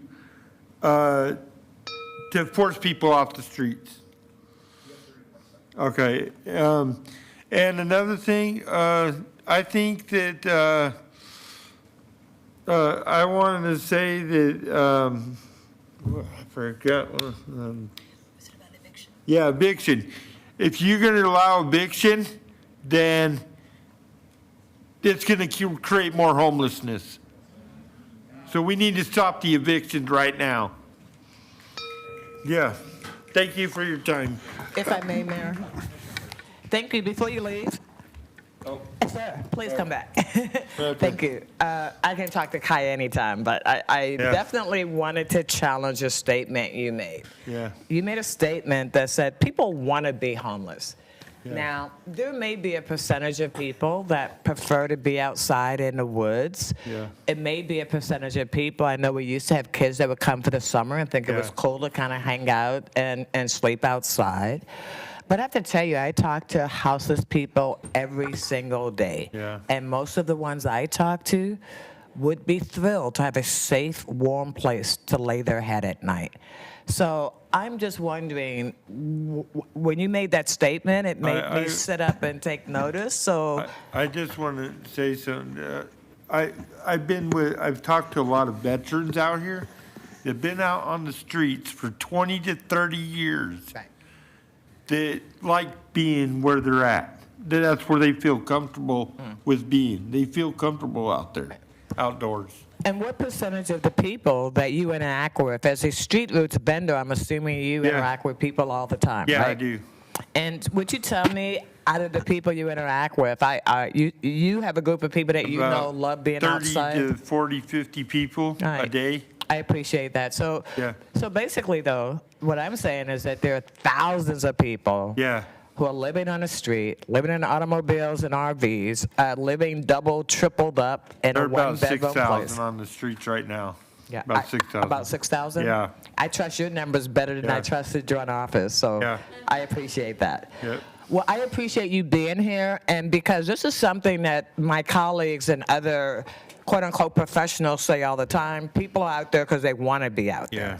And I just did not want to leave that on the record, that, and granted, someone like you who's actually learned how to survive on the street is an exception. But the 6,000 other people out there on the street, they really would like to have a safe place to lay their head at night, I believe. There's just not enough housing. Yes. It's a 5 to 10 year wait to get in Section 8 or any kind of housing list. Yes. And a lot of people don't have that time. I hear you, right? I wouldn't have that time either, honestly. Thank you so much. Really appreciate you both being here. Wait, Commissioner Maps also has a question. I got one more. Randy, is it? Yeah. Hey, Randy Menges, thank you so much for coming in today. I really appreciate hearing your perspective. You brought up lots of great points, and you also raised something which actually makes me a little bit concerned, and I just want to follow up on it. Ms. Sands mentioned that you had trouble signing up for testimony. What was the challenge there? I came in yesterday, and I didn't have time to sign up for the testimony today. Oh. Yeah, I don't have access to a computer or a phone, so I couldn't sign up. Okay. Well, I'm glad Street Roots was able to connect you with council, and I hope that we can figure out some outreach to kind of eliminate barriers so that folks in your position. It's an honor to be here today. Oh, it's an honor for us to both have this conversation. So thanks for being here. I know it can be kind of intimidating. And Commissioner Maps, that's exactly why we want this postponed, because it's hard for Randy and so many people to access this. So we would love to have engaged testimony. I don't tell Randy or anyone else what to say. I want you to have a diverse range of knowledge that you're able to draw from. And I don't think that's happened with this process. Okay. Well, I've experienced 11 years out here, and it's hard to live on the streets. Who wants to live with rats? You know, because I sure don't. And as long as there's garbage, there's rats. And we need to pick up the streets and keep them clean. And the homeless need to do their part too. And there's some good drug addicts and some bad drug addicts. I have been a drug addict for 25 years. As long as if they don't allow smoking in treatment, then I can't do it. I can't get treatment because smoking helps with my stress. I hear you, Randy. And I've had a lot of trauma in my life to where that's why I've been homeless. That's why I choose to use drugs, because of the trauma I've had in my life. Thank you. We really appreciate you. Okay, thank Let you. me just say one last thing. Randy, Okay. I'm really glad you came here today, and I want to encourage you to come back to this council. Okay, This is your all right. building as much as Yeah. anyone up here. We're here to listen to you and work with you to make our city better and Okay. healthier and stronger. So, and if you ever have trouble figuring out how to sign up, my name is Mingus. My office all right. is right outside this building. You Okay. can just knock on the door, and we'll help, All help right, you get all right, signed thank up to you. testify. Let's work together on that. That's completely our focus too. So let's work together. We'd love to have all of that before we have this kind of vote. That would be great. Thanks. All right, thank you. Thank you, sir.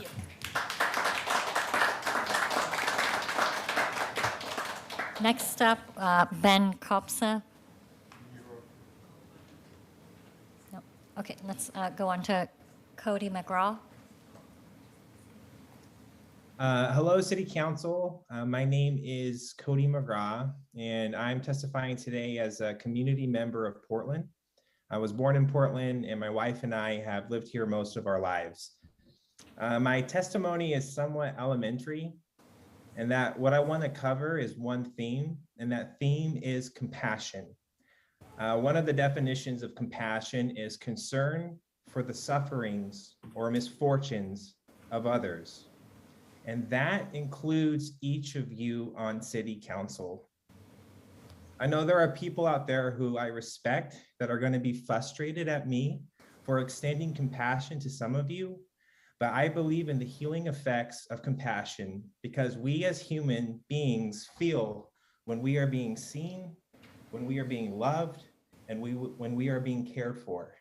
So I know Commissioner Hardesty, you stepped away, but it's gotta suck being the one who speaks against the grain up there. I want to say that I see you and that I feel you. Commissioner Ryan, I remember shaking your hand at an event before you got into office. There was a sparkle in your eye and you seemed excited to serve. Now, if I'm being candid, sometimes your eyes say to me, what the hell did I sign up for? I see you. Commissioner Rubio, I bet you carry more emotional weight for City Council than us as a community will ever know. Commissioner Maps, if I'm being real, I don't have a read on you, but I know we're both human, which means I know you have your suffering too. And Mayor Ted Wheeler, people I trust and who are more knowledgeable than me about homelessness and the community are infuriated with you. And I believe compassion fosters compassion. So I actually don't think my words will communicate compassion to you. Something tells me that your love language isn't words, but physical touch. So my ask as I close this out is for someone who is in City Hall now that isn't completely furious with Ted to get up and give him a bear hug. Later.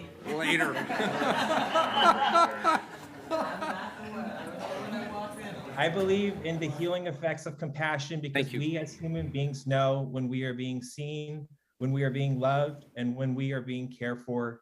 Compassion fosters compassion. Thank you. Thank you, Cody. We appreciate it. Thank you for being here.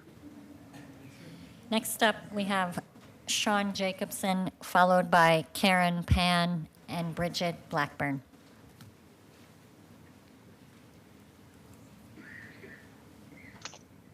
Hey, everybody. I just wanted to second a lot of the speakers that we've just had.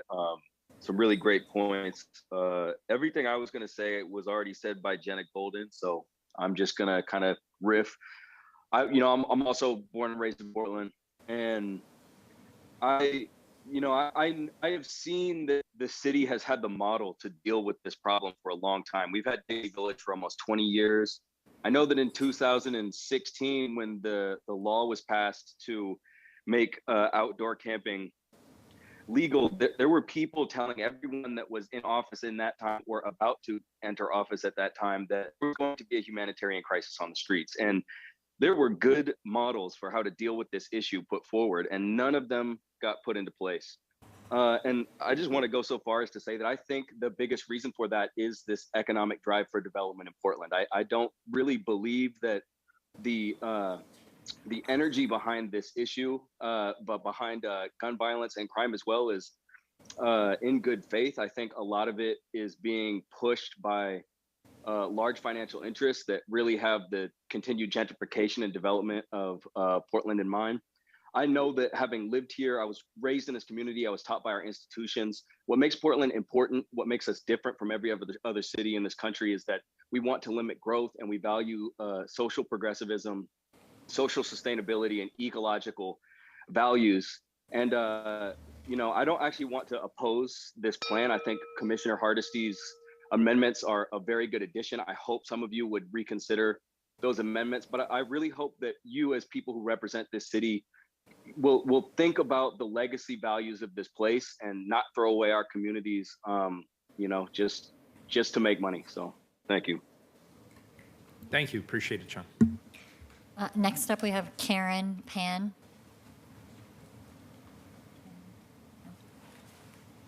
Followed by Bridget Blackburn.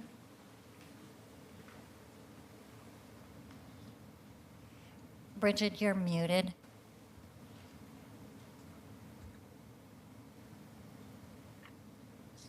Pardon me. Hi there.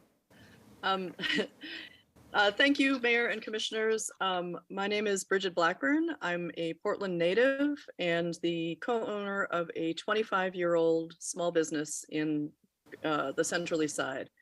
I'm also a board member of the Central East Side and active in other spaces as well. I wanted to come today to bring my cautious support to moving this measure forward. I'm very glad to hear the amendments from Hardesty and Rubio at the beginning of this, and very hopeful that if this moves forward, that it's done in a spirit of collaboration and of working closely with the in-place social services that we've got and with the community that is so concerned about these issues. I would say as small business owners, we generally have very tight and close working relationships with the unhoused people in our communities. And we would like to be helpful and instructive on people who we know need more care and approaches to be successful when doing outreach to individuals. And then I would also like to back up and just say that it was 2015 when Portland put into effect the current state of emergency. And clearly, after nearly 7 years, we've not acted on that emergency. So I would like to have a real understanding of a commitment of the level of emergency it is, because it seems to me that it's a 4-alarm, red light, all hands on deck situation. And we really need some very clear indication from this city council that you're going to be able to move forward effectively, together, quickly, decisively, and with the community in place. We're crashing into a place where our own employees cannot afford to live in the communities that they work in. When we are in this space, we will lose ourselves, we'll lose our small communities, we'll lose our small businesses. And so we must keep all of that in mind while doing this very important work. And I commend your efforts and thank you all for your time. Thank you for being here. Next up, we have Mercedes Elizalde, followed by Mia Bonilla and Aaron Meechan. Welcome. Good afternoon, Mayor Wheeler, City Commissioners. My name is Mercedes Elizalde. I am the Public Policy Director at Central City Concern. We serve approximately 13,000 people annually impacted by homelessness, poverty, and complex health needs. We support Commissioner Rubio and Hardesty's amendments respectively to resolutions item 927 and 928 and the underlying language to increase housing supply and access to employment. House keys and homelessness. The city is a leader in affordable housing development and supportive employment. Having robust local investments and an improved permitting process is desperately needed. Many of your staff have heard from me over the past 4 months about a commercial to residential project we have been trying to open. We started the permitting process in December of 2021, and despite the best efforts of the city staff involved, it will take until spring of 2023 to open this new transitional mental health stabilization program. In short, our permitting process is eating our values for lunch. Your leadership can make these efficiencies and vastly increase housing development, and we hope you will have a seat at the table for Central City Concern and other affordable housing owners, operators, and developers to implement the needed changes. We very much support the city continuing to lead on supportive employment and social enterprise investments. When we review our internal data, people who are about 7.5 times more likely to be successful in treatment and housing stability when they have an income attainment support. Regarding the other resolutions and amendments on the table, we ask that you take more time to consult people who are currently experiencing homelessness. We reject the notion that criminalization of homelessness is any part of a recipe for success. Making someone's living situation illegal will be counterproductive. All it does is punish people for the failures of our system and inevitably prolongs the crisis. Please do not devalue the hours that many city staff and Commissioner Hardesty have dedicated to the Transforming Justice Work Group. Please do not push forward tactics that build fear and terror among unhoused people. And as quoted in the preamble of Resolution 929, Dr. Rachel Solitaroff reminds you, criminalization is a driver of increasing homelessness. We ask that you support resolution items 927 and 928 as amended. Please table resolutions item 929, 930, and 931 until more authentic engagement with unhoused people can occur. Thank you very much for your time today. Thank you. And Keelan, when we get to the end of this, we'll take a break so the translators and the closed caption people can get a break. Terrific. Thanks. Next up, Mia Bonilla. Welcome. Doesn't look like Mia's here. So last, Aaron Meechan.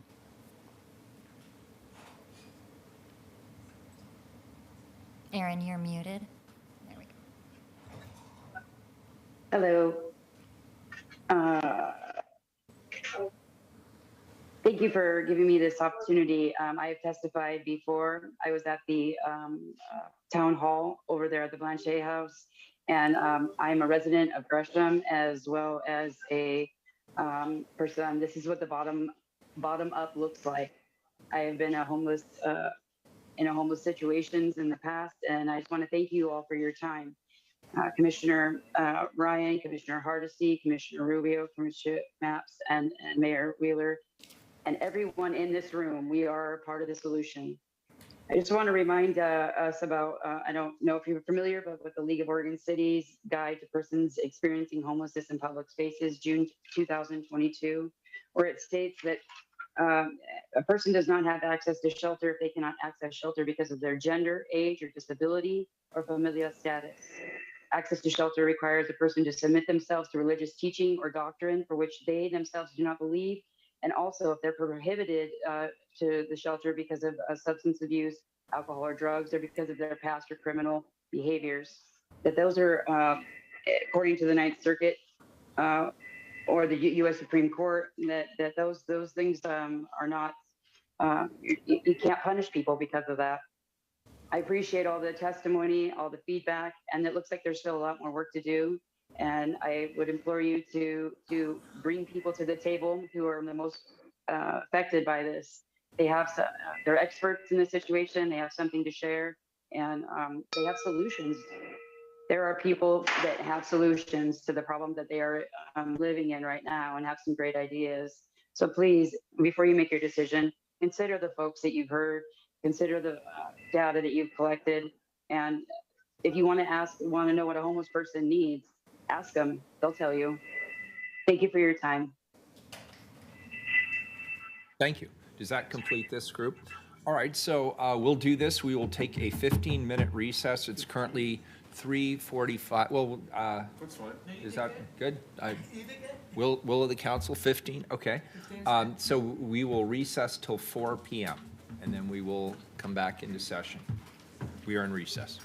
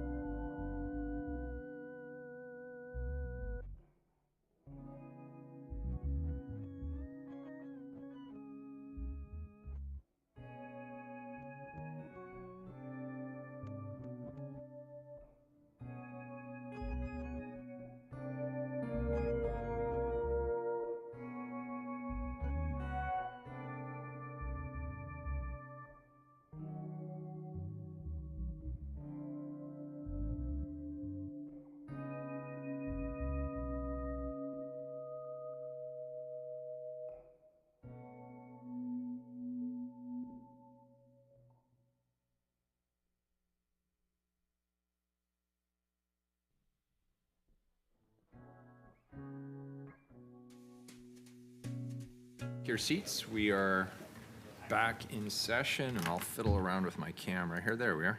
Yep, good. We're back in session, Keelan. Great, thank you, Mayor. We are on number 36. I'll call 3, Mary Emerson, followed by Kelsey Marley and Jana Tessman. Welcome.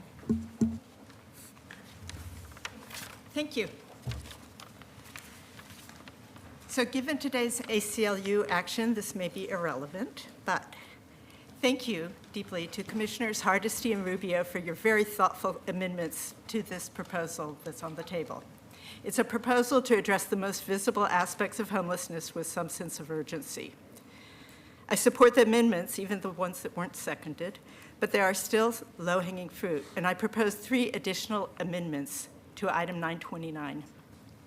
First Amendment. Tap into sources of indoor and permanent housing that are available now so that residents are better positioned for success. The city can and must work cooperatively with the county to extend and expand the proven pilot project, Move in Multnomah. Annual costs are similar to the proposed campgrounds and will get people into stable, permanent indoor housing in a matter of weeks using already built and vacant rental housing units. The city can and must work cooperatively with nonprofits, the county, and the state to find other opportunities to use existing facilities that may be available now to create homes more quickly. Maybe Airbnbs could be converted to permanent housing, and it could be available through a service such as Move in Multnomah or Move in Portland or what have you. We need to investigate whether maybe emergency declarations can be used to lift barriers to converting unused downtown office space into SRO-like facilities. Second Amendment. Provide emergency funding and services to help pay rent and mitigate other issues to ensure housed people remain housed and don't add to your number of homeless. This could include rental assistance for low and middle income people, among other things. Third Amendment. Expand the reporting in your amendment, Mayor Wheeler. Audit the number of housing units available and placements made to permanent housing, such as Move in Multnomah, Move in Portland, whatever it is. Audit the number of eviction notices due to non-payment, and refer landlords and renters to services to help resolve issues and maintain the tenants in a stable, permanent home. Thank you for your time. Next up, we have Kelsey Marley, followed by Jana Tessman. Jana, you're muted.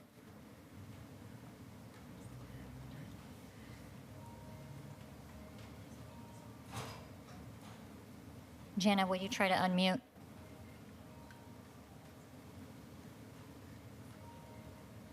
All right, we'll check. Hello? Yep, Hello? we hear Hello? you. Hi, Jana. Welcome. Hi. Hi, I just wanted to testify and talk about how I really am sad that the real estate and business folks are no longer here because I had some ideas about how to revitalize downtown, but I know you all are very close with them, so I hope you will pass on these ideas I have. Okay, so first of all, we've got this bottleneck in the permitting process for housing because it's spread across 7 different bureaus. I read the the auditing permit, and so we're talking slowing down our economy, months, years, people waiting for permits to build housing that we know is legal and allowed in Portland. So last time I brought this up at the fall bump budget, I did see a bump in the budget go towards the permitting offices, but I don't know, there's like 7 of them, first of all. And a bump, a temporary bump, is not appropriate. It needs to be a fully funded department or multiple departments so that the housing can get built. There's no reason, like the city bureaucracy should not be the bottleneck preventing us from catching up to the housing we've needed since 2008. Okay, so then the other idea I had for how to revitalize downtown. So business owners need to update their ventilation. We have the math now. We know how many exchanges of air we need to reduce respiratory illness. So put your investments there. And I also, please take up Hardesty on this very generous offer to eminent domain your buildings, because office buildings, the market decided it's over. We have past innovated working at an office. We don't need it. So please, it's generous of the public to socialize the losses of these already very wealthy, fine business owners. They're not hurting. They're fine. They just expect profit off of their office buildings for an investment that it's a gamble. That's why it's business. So take the loss and innovate. That's why you're in a free market trying to do innovation. So innovate already. We needed the housing yesterday. The other idea for how to revitalize downtown, if you want more people to spend more money down there, you got to pay your employees a proper wage so that they can actually afford housing and services downtown. Thank you so much. Thank you, Jana. Next up, we have Frisco Rena. Welcome.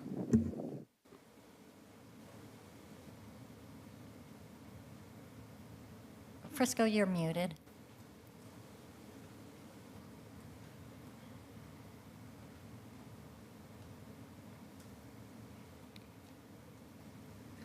Frisco, you're still muted.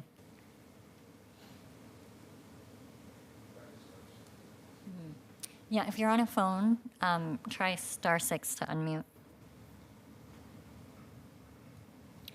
All right, we'll check back. Why don't we go to Robin Burgess? Hello there. I'm Robin Burgess. In the press release where Commissioner Hardesty explained her proposed amendments, she lamented not having more time to do community outreach and was saying, I don't understand why we are rushing through a multi-year plan in just 2 weeks. And I mean, if it comes to passing item 929 as is, or passing it with Commissioner Hardesty amendments, I would prefer the amendments, which appear to be based partially on the limited feedback the city has gathered from last week's testimony in the last minute street road town hall. But I can't help but feel uneasy that folks like her are continuously forced to craft policy as a last minute reaction. And the resulting amendments read like a last minute reaction. Hardesty Amendment 4 replaces the camp ban language in item 929 with references to an eventual plan to limit unsanctioned encampments developed in consultation with experienced community partners once sufficient capacity exists to assist the city's houseless. This language may protect unhoused people from the immediate threat of criminalization, but I fear that the city is free to define sufficient capacity and community partners to suit whatever's the most politically convenient. It feels like a concession to delay the criminalization of unsheltered homelessness rather than put an end to that criminalization. And I guess that's just what happens when you need to react to fascist policy within the constraints of time and white supremacist bureaucracy. With that in mind, I want to know, has the council had time to read the notice that ACLU sent them this morning that Kaya Sand was alluding to? And are you going to directly address their demands to postpone this vote until the council has held another public hearing with equity of access and I don't believe Ms. Sand mentioned this part, until the council has preserved and provided public records encompassing communications between public officials and key stakeholders regarding the proposal and regarding the public comment process? Because I remember what happened last week with the testimony order. I was there. I want to see how the council is going to address these demands. Thank you. Let's try Frisco Rena. ask a question. Oh, can you hear me? Loud and clear, thank you. All right. I mean, it's just this is kind of ridiculous, isn't it? It's like compassion with an iron fist. Like that's how you're gonna do it. You're gonna be like, I want to help you, or I'm gonna hurt you. That's your plan, dude. I think it's silly that you even think it'll work at all. Like even on a logistical level, it's incompassionate already. That's already the issue with it, is that you expect people to believe in you when you plan to hurt them, and use the police as the way to enforce that. But you don't even have the resources. Like you can't even do it. Like this is literally just to appease these rich people. That's what this is about. Everybody here knows this. It's really just to make them happy so that when you get enough calls in the Pearl District about some freaking camp you don't like, you can use the police against them. That's what this is really, really, really about. All the other stuff is just to pass it by people so they'll believe in this or talk about it for a long time while we all wait. And everybody here's getting that. I think people are getting, that's what woke to some degree, I think is understanding how much of this political lip service is literally just this. You don't care. Your mind's half turned off half the time while people are talking. Like you're like thinking your own little thoughts, like whatever's going on in there, dude. I don't know, but you're not here. And what people are literally trying to tell you is if you do this, you're going to cause so much pain and misery in this city by turning the police against the houseless that I don't know what'll be left, dude. Who will want to live here? Like what? It'll just be a bunch of chaos and pain, dude, and like watching, like what? If you want people to believe in the services, you have to lead through example. All right, that's what this is about. Show them it's better, make it better, improve it. Don't just leave the houseless thing and be like, oh yeah, we built that safe rest thing, out we go. Like no, go back there, check it out, keep looking in on it. Listen to really do something about this. That's what's going on here, and the police are not going to help you. So, anyway, peace, dude. Figure it out. Thank you. Next up, AJ McCreary. Welcome. Doesn't look like they've joined us. Let's go to Jason Bolt. Hey, thanks for having me.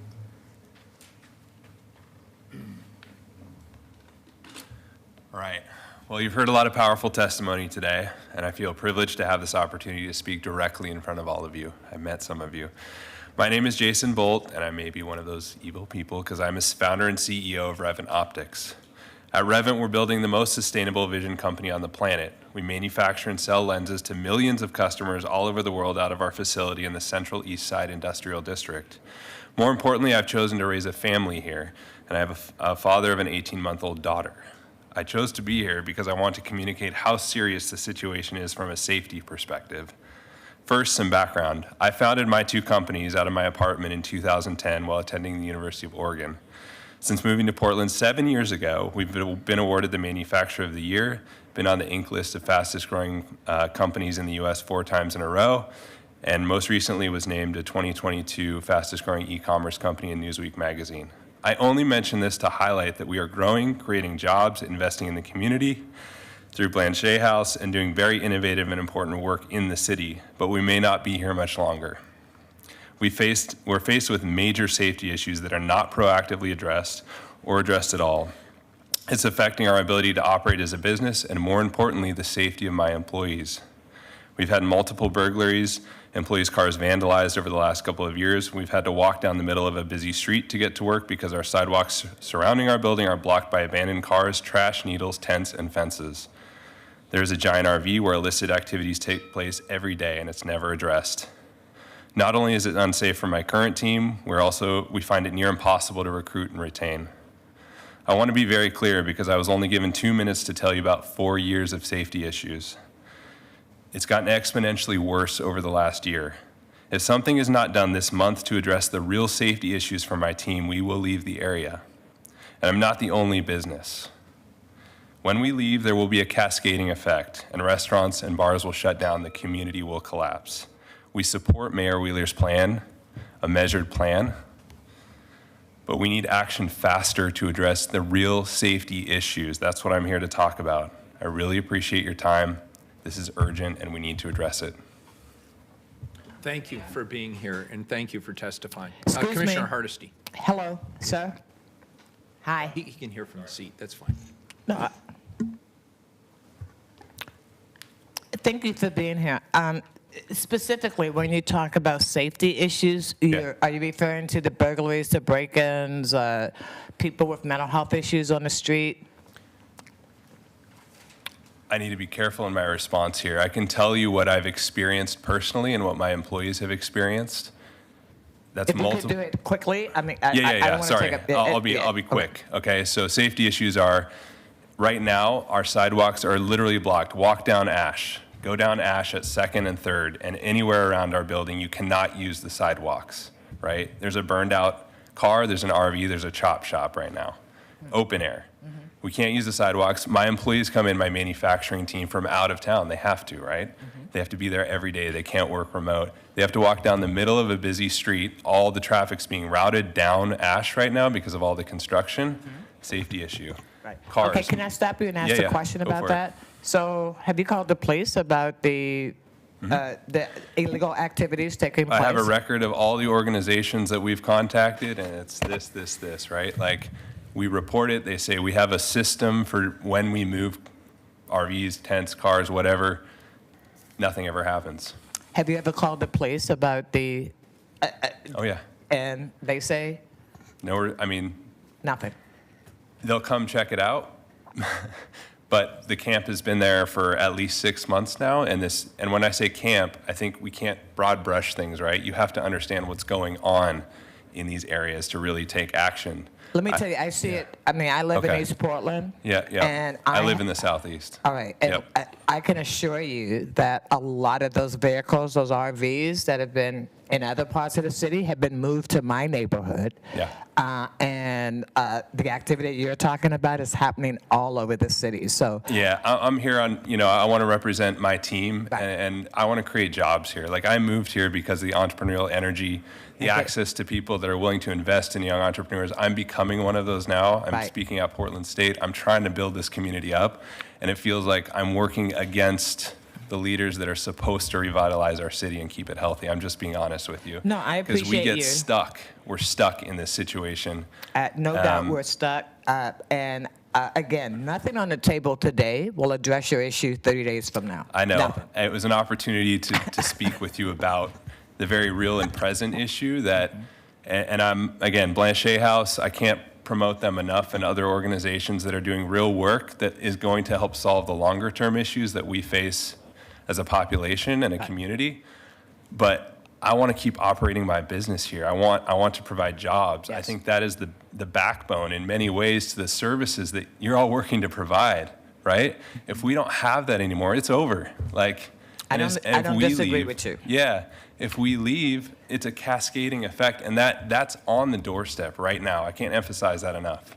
Well, I So- appreciate you, and thank you so much for answering my questions. Thank you. Appreciate it. Jason, Thank you for your work. before you run Yeah. off, Commissioner Maps has a comment. Yeah. I just want to briefly interject how much I appreciate you being here. Yeah. And how much I appreciate your company. You are a classic example of a homespun business that's done phenomenally well. You employ a lot of people. You support a lot of people in this community. You in turn support nonprofits and service providers in this community. And I want you to stay here, absolutely. And so, Thank you. Bobby, can we make sure that we connect with Jason before he leaves? And let's see if we can address some of the other issues that he has informed us have not heretofore been addressed. Let's Yeah. do it. I'm visiting You are. your company tomorrow, Yes. so great. You are coming in Then tomorrow. We'll talk about it in Yeah, person, absolutely. face And to let me face. be Good. very clear here. This is not combative. This is collaborative. Like, I want the opportunity for all of us to be successful. And I feel like the divisiveness across the board in politics, business, just in humanity is a problem, and we need to work together. And that starts with real conversations, knowing your customer, and customers are different in different situations. So I'm happy to help in any way I can. Like, again, I love this community. I want us to thrive. I think it's the best city in the entire world. I've traveled a lot. You have amazing people. You have a grassroots group of people that wants this to succeed, but we need to work together. And right now, it's all disconnected in my view. So Hear you, and thank you. Commissioner Maps. Yeah, Jason, thanks for coming down today. I've toured your shop in the past. Yeah. I kind of live in the neighborhood, and you're on my jogging route. And I can't remember if this is true or not, but do I remember that you had a fire outside or adjacent to your building in recent years? yeah, we had a fire that was lit under the gas line going into our building by an individual. Do you know the circumstances behind that or how that happened? I mean, we have a video of it. He just walks up and builds a pile of trash and lights it on fire under our gas line. Well, that's very disturbing. I'm sorry to hear I mean, that. this is one example of probably 50 that I could give you if we had time. So it's just a safety issue for me. And I realize that the people living in those situations also have safety issues. So the current situation works for no one. Let me be really clear. This isn't like us versus them. Like, I feel for everyone in the camps. That's not a way to live. We need to have better solutions, but we have to think about Maslow's hierarchy, right? If we don't have safety, we can't be creative. We can't, you're locked in this mode where we can't grow and build and cultivate creativity. Creativity is what spawns innovation, not just in business, but in community building. And we need that. And you have a base of that here that wants to plug in. We just don't know where. So, yeah. Thank you, Mr. Bolton. Thanks for sticking with Portland. Yep. Yeah, thank you for your Thank you. support. We I'll see you appreciate it. tomorrow. Thank you. Look Yep. forward to it. Next up, we have Chris L. Hello, good afternoon, Commissioner Hardesty, Commissioner Rubio, Commissioner Maps, Commissioner Ryan, and Mayor Wheeler. I'd like to talk on something, but I couldn't quite do that, so I'm going to talk on what I have prepared. Up front, I want to share support for Hardesty's amendments 1, 2, 3, 8, 10, also Amendment 4. While I know that Hardesty's Amendment 4 was not seconded, I want to state my support for it for the record, encourage you to include it in your discussion. I think that until we decriminalize sleeping outside, not criminalize it further, and include the people who are most impacted in the design, we cannot find a solution. Please continue to make space for and listen to the perspectives of the people with current and recent lived experience of living outside, and of those who most closely support them. Please show the action, not only words. I appreciate Commissioner Hardesty's understanding of both the importance and decriminalizing houselessness and how much actions and inaction in the city have an impact on the physical and mental health of those who are most marginalized. I think Hardesty's Amendment 4 would have created a less punitive approach to a situation in which people are being punished simply for being poor. The feedback on criminalization should have been loud and clear. Please do not ignore it. I want to second Speaker Jennifer Parrish-Taylor's comments about camp size, that 30 is a more tenable size. I agree with the size of the camps is misguided and appreciate Commissioner Hardesty and Rubio's efforts at decreasing camp size. It is interesting that 20 to 30 is a common size that many people sleeping outside seem to self-select when forming prior to being displaced by the city because they get too large. I think the maximum size needs to be even smaller than 250, which I don't think should be a size along the spectrum of offerings. I think that Hardesty's Amendment 3 is important. I live with multiple invisible and physical disabilities, and I think the proposed language of the amendment is very important. I would like to ask that trauma-informed principles such as empowerment, voice of choice, and transparency are being included in the development of these programs. I don't trust the city to be able to do this, but I still need to ask. And I think that Hardesty's Amendment 4 to work with community groups to have created a plan for those who don't find their way into those camps would have substantially helped to advance these. Thank you for your time. Thank you. Next up, we have Sydney Poole, followed by Jamie Arcelay and Tawasi Tawasi. Welcome.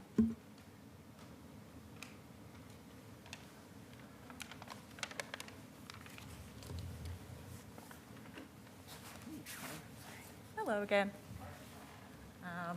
I don't have a speech, I just have certain points I just want to make. When it comes to safety, I know safety is often it's often a topic when it comes to houselessness, and I just want to mention a statistic about the homicide rates. The city has recorded 82 homicides so far, and the victims in 18% of this year's homicides have been people experiencing homelessness. I just want to say, whenever there's concern for safety, houseless people are experiencing it more, and it's not like they want this to happen. It's just, Yeah, but next point, Joanne Hardesty's amendments.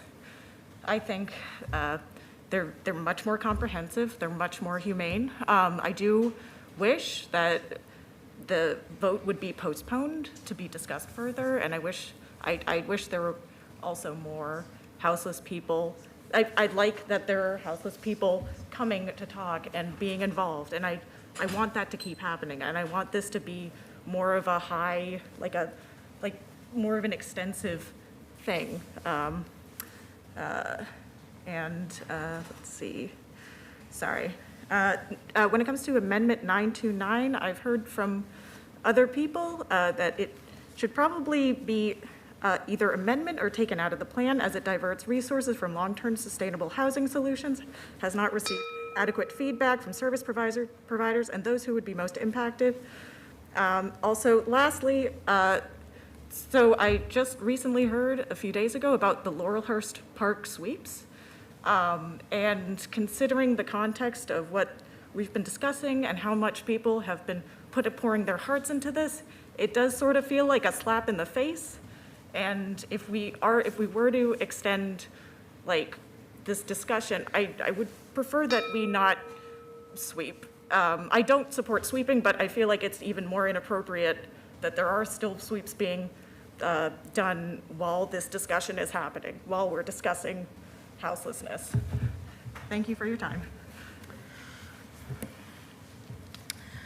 I'm here today because, as I stated last week, houseless people are used as a scapegoat for crime. Any person can commit a crime. What makes a person bad is on the inside. It does not matter if they have a home or not. 3 years ago, before I moved to Portland, I was raped by a police officer. That man had a home and a wealthy income. The person who raped me was not a houseless person. I'm not saying this today to gain sympathy. I don't want your sympathy. I want you to understand my point. There is no good reason for criminalizing houselessness. This plan is unconstitutional and inhumane and should not be put into action. Thank you.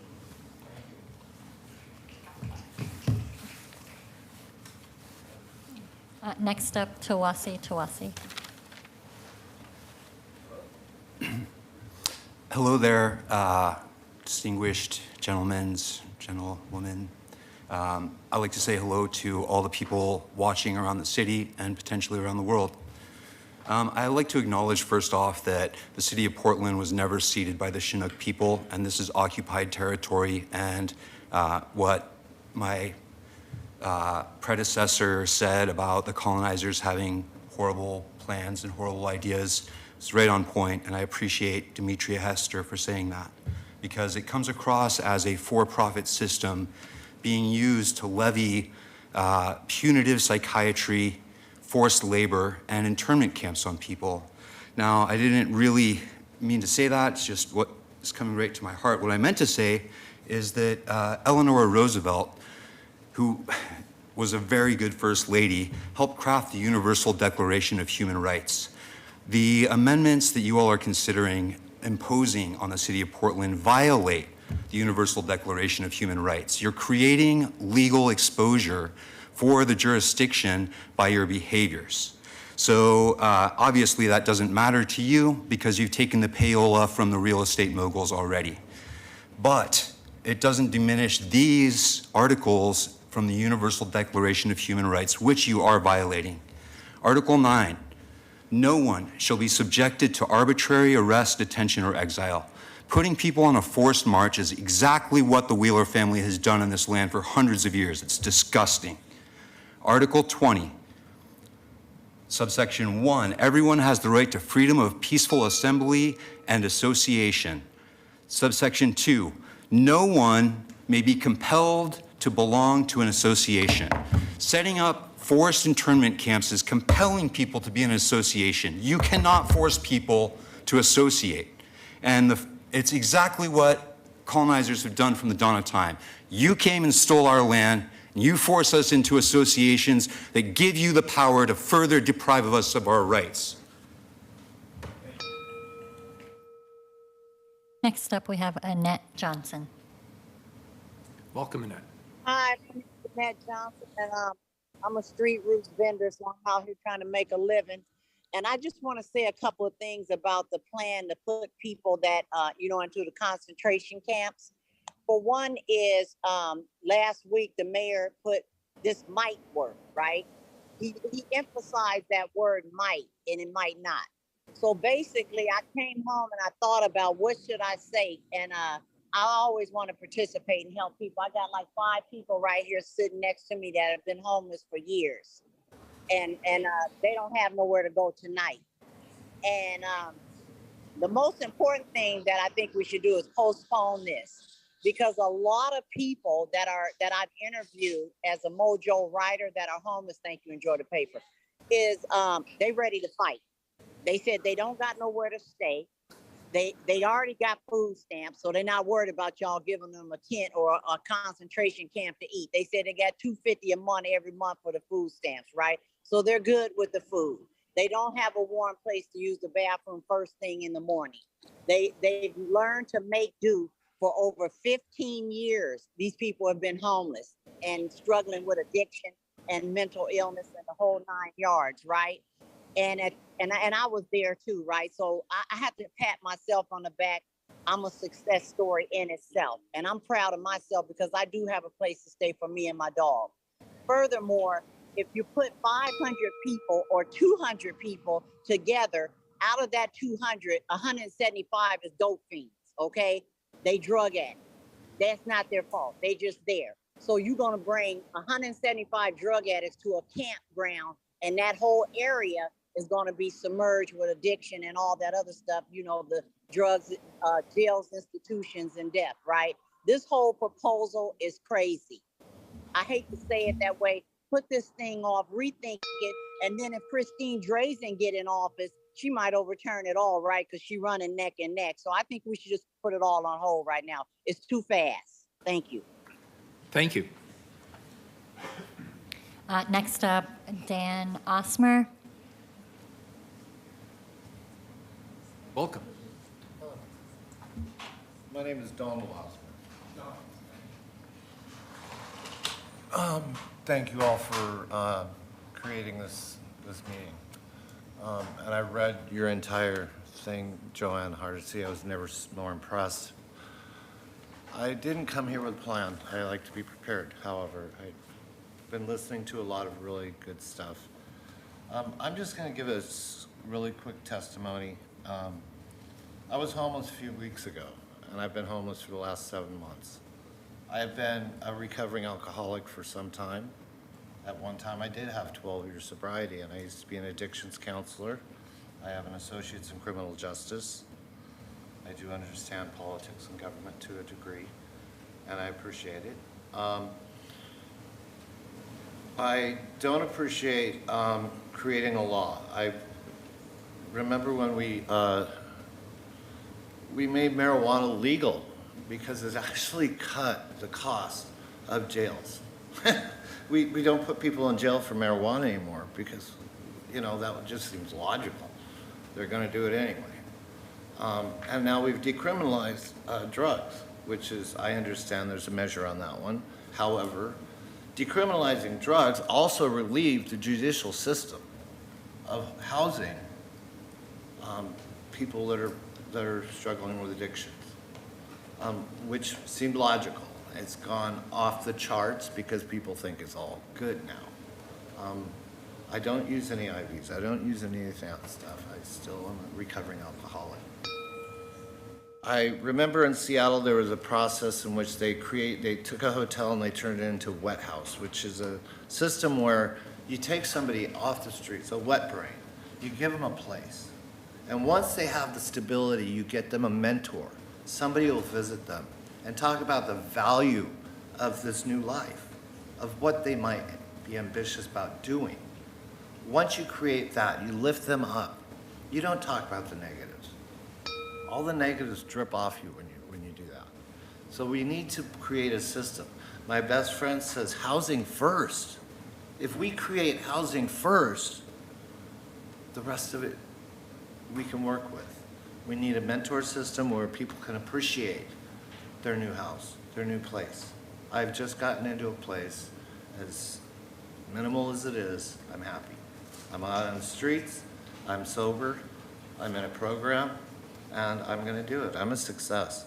Last year, I had housing. I'm gonna try and be quick. I did it for 8 months. I was on the short list for low-income housing. I got a killer job. I made a lot of money. And after 8 months, they said I made too much money for low-income housing. I was just marginally over that.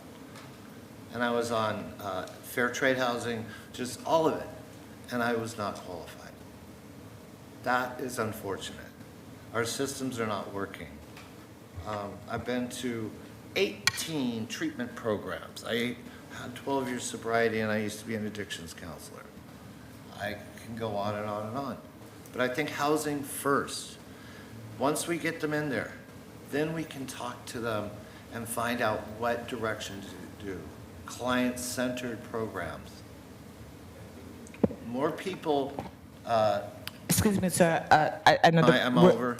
You're a minute and a half over. I'm and sorry. That's okay. No. I'm not reading it properly. Sir, I just want to say congratulations I'm doing fine. for getting into housing. Congratulations for Yeah. being in It wasn't treatment. easy. Congratulations for getting your life back on track. And I want that for everyone whose life has fell off track. So thank you so much for being here. I appreciate it. Thank you, sir. Appreciate it. Next up, we have Colt Seidman. Hi, my name is Colt Seidman, and I am houseless. I currently live at the Queer Friendly Village, which is a safe rest village shelter. Right now, I've been on the shelter on and off. I got housing on my own when All Good Northwest took over our queer village from C3PO, which was quite traumatic for a lot of the people that have been here for a really long time. And it's been hard to see my peers struggle in this way. But what I really want to communicate the best way that I can to you today is that being houseless is really traumatic. It is draining on a lot of people's mental health in many different ways. I have personally seen myself and my peers' mental health drastically go down in the very short time that I've known them, less than a year. And it's, I try to help out with mutual aid when our nonprofit has not been serving our needs.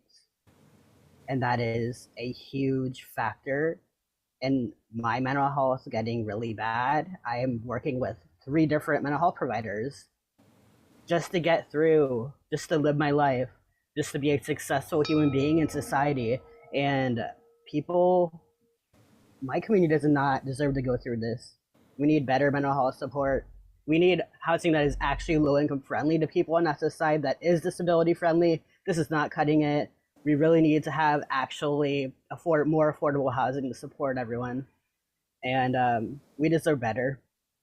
I care for my community a lot, so thank you for your time. Thank you for being here. We appreciate it. Commissioner Hardesty had a question. Thank you. Colt. Excuse me, Colt. Yeah, sorry. No I'm here. worry.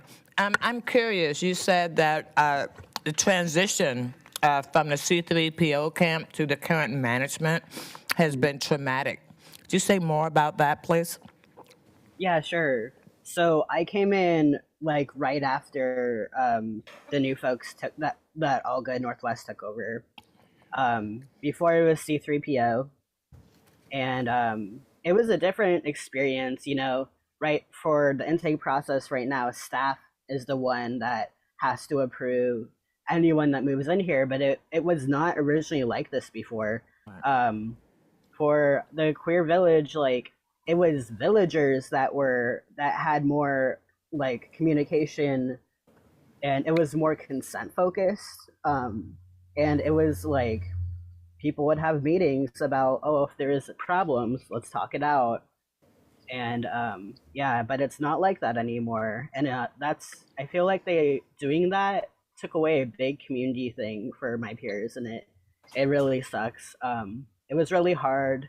The changes were hard. All Good has made some mistakes that have really affected people, myself, and trauma competency with staff has been a huge thing from the almost year that I've been here on and off, and it's just like it's getting a little bit better right now, but trauma competent staff is super important for people's well-being, and like it's vital for our mental health, it's vital for us to survive, it's vital for us to thrive, like not just survive in life and in this town. So yeah, I just wanted to- appreciate. Thank you, Colt. I appreciate that, and I think you're absolutely right. In fact, the villages that we created at the beginning of COVID were villages that were self-managed, and one of the people in the village or more were paid not a lot of money, but paid to actually manage the process, and it was very it was under.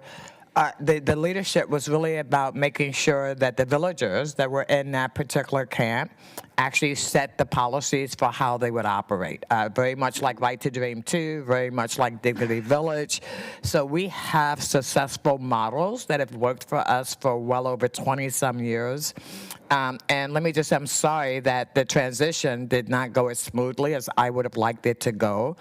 And hopefully, we will actually embrace models that we know work as compared to creating models that we don't know or have any faith will work. Thank you. Appreciate you testifying, Colt. No problem. Thank you. Next up, Jordan Lewis. Welcome.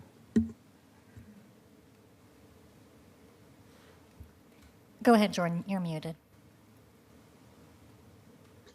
Good evening, Commissioners Hardesty, Rubio, Maps, Ryan, and Mayor Wheeler. I testified last week in opposition to what was Measure 901, now 929. I welcome any housing first policy, but I'm appalled by the proposal to criminalize homelessness. Let's be real. We have no idea what these camps will be like once constructed, if they are constructed. All that we know for sure right now is that anyone who chooses to exercise their human right to freedom of movement and residence will risk being fined. And if they can't pay the fine, incarcerated into a violent and abusive prison system. I appreciate Commissioner Hardesty's valuable attempts at harm reduction through amendments 4, 5, and 6, but I want to make it clear that her amendments are just that, a compromise. The fact that no one on City Council even seconded her proposals after last week's testimony counted over 100 nays and less than 50 fours really upsets me. I want to bring attention to the fact that last week, Commissioner Ryan had testimony in favor of 901 expedited before people who had signed up, gotten in line first. If I'm going to be honest, this entire process has felt undemocratic and I have not felt heard. And I have a roof over my head. Imagine how it must have felt to not have had a home and to have a realtor skip ahead of you in line. Frankly, it would be crushing. I urge you to adopt Hardesty's amendments, all of them, but especially Amendment 4. Hardesty inspires me in how she constantly speaks out against moneyed interests in this city. If I were in charge, I would not be proposing a camping ban, period. However, I understand that as a society, we have to make compromises sometimes. I want to stress that Hardesty's amendments are the compromise. History will remember your names. I'm begging you to make the right choice. Thank you. Good night. Thank you. Next up, Vince Masiello. Welcome.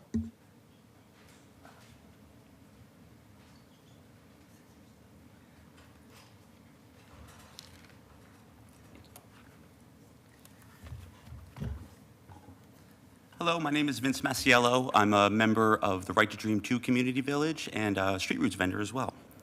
I'm here today because I wish to implore you to consider Commissioner Hardesty's Fourth Amendment, that is to develop a plan to limit self-cited unsanctioned encampments in consultation with experienced community partners once capacity exists to assist the city's homeless population and meet the city's legal requirements.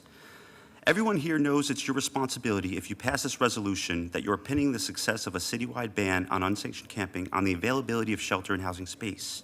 If you plan on enacting the ban in 18 months, then you are committing to house and shelter all 700 known individual campsites, or all 3,100 unsheltered people according to last year's point-in-time count, or as Randy suggested earlier, about 6,000 folks. To fulfill this promise, it cannot take 2 years or waiting for funding to open new sites. I agree with Commissioner Hardesty's amendment that you consult with experienced community partners. There are a lot of organizations that have spent years working with and establishing trust with people in the houseless community. The community deserves to be able to voice concerns and be a part of the decisions that affect them. We need a coalition of voices throughout the city to help gather input, spread awareness, outreach to the individual campsites, and help with the decisions involved in the creation of the camps and oversight while they open and operate. The opening of large encampments will be complicated, involve trial and error, and face many obstacles. I highly recommend you get feedback from the active villages throughout the city. Their experience will be essential in helping avoid pitfalls and reoccurring mistakes. At Right to Dream, we are a community of 20 members, and we open up to over 40 unsheltered folks every night. We operate in a small space, about a fraction of the size of the Moda Center staffing parking lot, yet we can provide food, clothing, and donations from our neighbors in the Lloyd District to those in need. I believe if we work with our many neighborhood associations, we could find a small space that could each shelter dozens of people, as well as provide access to hygiene and sanitation needs to the area. Instead of moving people out of their neighborhoods and into camps across town, we could have more options throughout the city and villages that offer temporary shelter assistance. The process can begin any time, and if we recall how fast the C-3PO villages opened, I think we can do them alongside the larger encampments. And maybe we can make a big difference to this humanitarian crisis in the proposed timeline. Thank you very much. Thank you. Next up, we have Molly Hogan, followed by Mara Romero and Donna Cohen. Welcome, Molly. Hello, Mayor, Commissioners. Thank you for the opportunity to speak. My name is Molly Hogan, and I'm the director of the Welcome Home Coalition, 75 organizations united to envision a future of housing options that meet the real needs of people in our region. I want to express support for both Commissioner Rubio and Commissioner Hardesty's amendments to item 927. To scale up housing production that includes the desperately needed, deeply affordable units, we must act with innovation and all sectors must chip in. To that end, Rubio's amendment to involve all different city bureaus' properties in the creation of affordable housing is a good one. The responsibility of this crisis must be shared.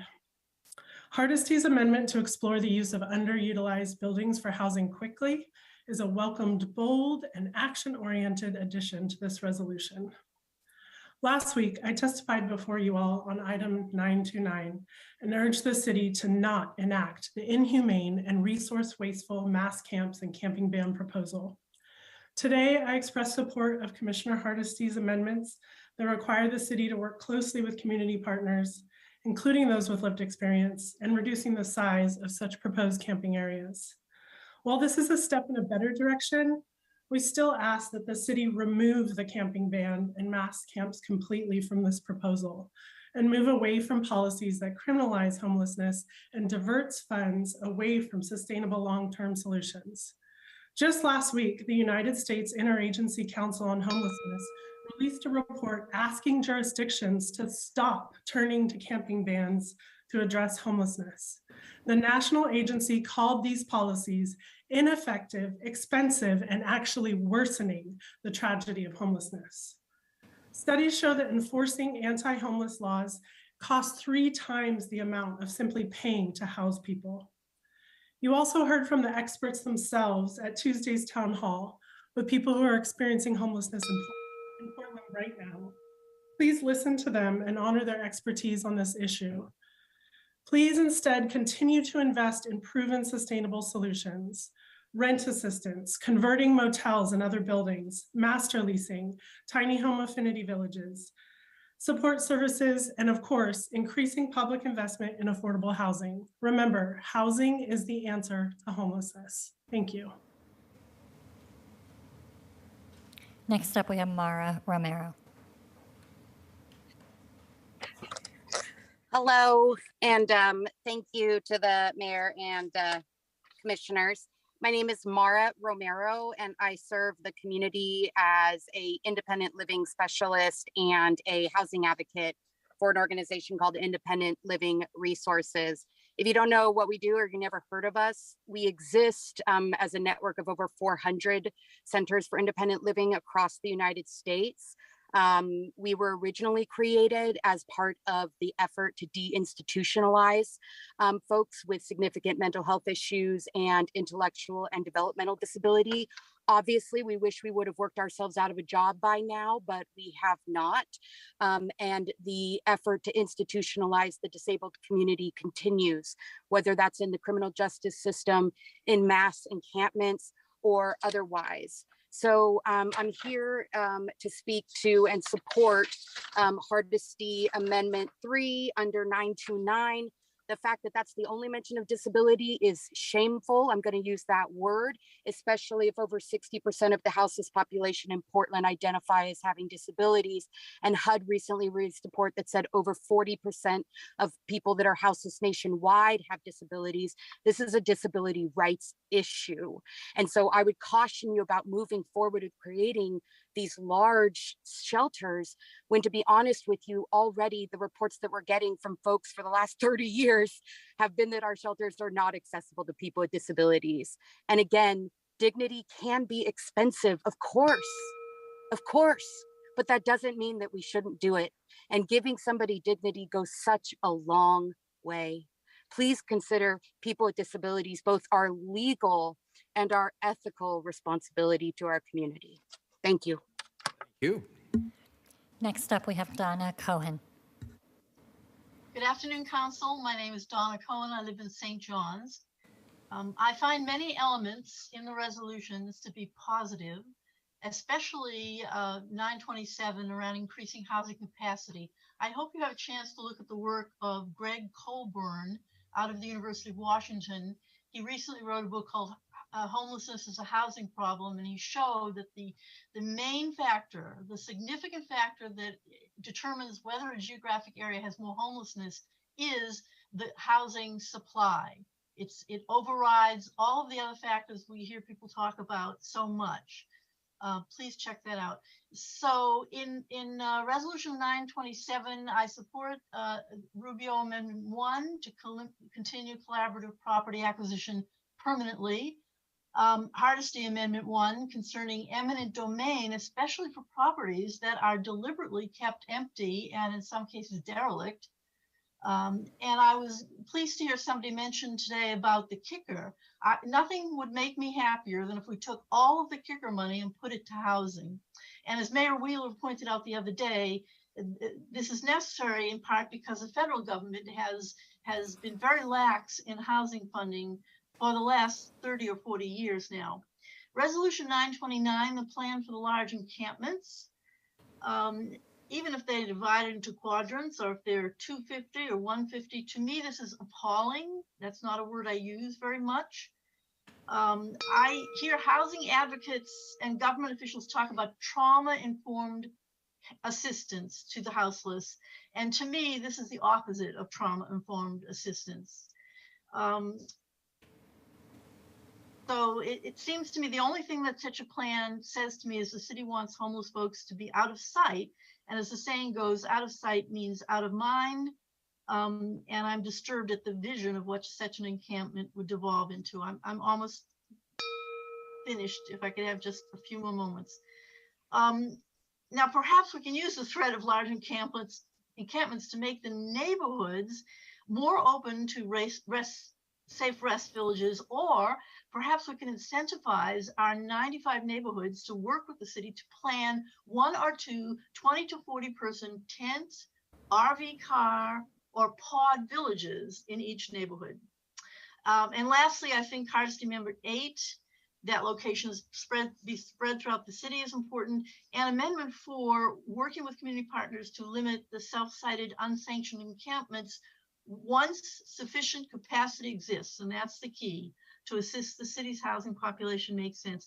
Banning camping of those not committing crimes when there are no reasonable alternatives is not just. Thank you very much. Thank you. Next up, we have Nicole Pater, followed by Eudora Lively and Ian Alexander. Welcome back. Nicole Pater,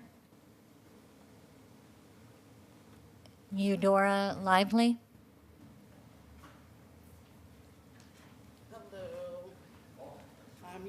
lively. And first of all, I want to say that Joe Walsh would be outraged at some of these amendments and have the streets filled with every houseless individual protesting and outraged. I'm going to make this short and sweet. Secondly, the crisis of homelessness will never be solved if PPB continues targeting houseless individuals, sweeping them, taking their homes and everything they own, throwing them in jail so they accumulate fines they cannot afford, which in turn sets them back to square one and leaves them in a very distraught, depressed state of not wanting to build or create anything from scratch just to repeat the cycle. So they make the choice of simply remaining houseless. The last thing I want to say is, where is all the money? Since before COVID, there has been billions of dollars given solely to help the houseless communities and have numbers decline. But instead, that number is climbing day by day. So I say again, where is the money? And why is council continually asking for more money and continually lying to public about houseless communities being rehoused? Also, I would like to say, I want to ask this question because on your agenda online, every other agenda item actually has the bureau underneath it. These agenda items did not have not one bureau underneath it. So why was that? What bureau am I speaking to today?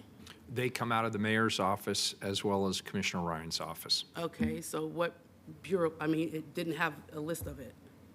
Ultimately, Every it other will agenda be item, through yesterday's- through the Street Services Coordination Center, potentially almost every bureau in the city. Certainly the First Responder Bureaus, the Transportation Bureau, the Parks Bureau. Even so, every agenda Utility item bureaus. had it listed underneath it. But these I agenda items I were gave you not. the answer. You don't have to like it. That's the answer, though. You're sure right. You're sure right. You're sure right. Fair enough. Thank you for your testimony. You're so fucking welcome. Next up, we have Ian Alexander. Welcome, Ian.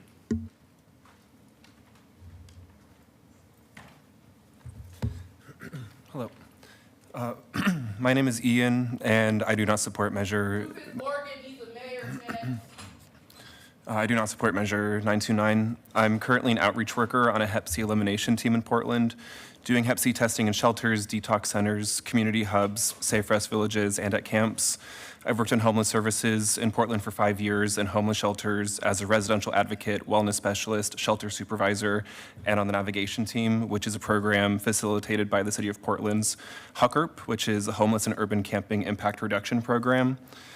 HUCRP has made it clear and states on their own website that they mean to reduce the impact of homelessness on businesses and the housed community, not to reduce the impact of homelessness on homeless people themselves. This is the same messaging being pushed in the proposal for the ban of camping in Portland. The mission is only interested in positively benefiting Portland businesses and Portland's housed community, and is failing to recognize the devastating effects it'll have on homeless people themselves. As a community health outreach worker, I fear the mass camping sites will promote a spread of infectious diseases like hepatitis C, which Oregon already has some of the highest rates of in the country. Hep C is devastating our homeless communities and injection drug using communities, and currently kills more people in the US than almost any other infectious disease. By creating mass congregate camping, we can expect to see a rise in diseases like Hep C by the very nature of how infectious diseases spread. We'll see more people sharing drug use equipment and being exposed to each other's body fluids than in dispersed camping that we currently have. Our houseless community members deserve to live in spaces that reduce the harm of infectious disease and not spaces that will inherently promote it. Alternatives to the plan being proposed now are the Safe Rest Village model, which houses a more manageable amount of people per site, and the Move-In Multnomah model, which prioritizes housing first for people experiencing homelessness. In both of these recommended models, the ban of camping should not be a driving force or a side effect of the decision made. I urge you to postpone making this decision today. Thank you. Appreciate your being here. Mayor, that completes testimony. Thank you for everybody who testified today. Thank you for your thoughtfulness. At this point, Excuse me, Mayor? Yeah, Commissioner Hardesty. I'm curious if some of the people whose names Keelan called earlier may have shown up, Did you have a list of people who, when you called them, we started off, we had about 5 to 7 names of folks? Right, yeah. So we've been watching in Zoom, and we haven't had anybody else show up. And then as far as people who arrive in person, if your name was on the list and I didn't call you, please raise your hand so we can hear from you. I think we're good.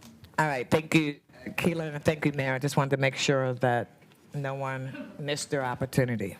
Fair enough. Thank you. And Keelan, thank you for orchestrating public testimony. I know it's difficult to do when we're hybrid, both in person and online. And as per usual, you did a brilliant job. Thank you.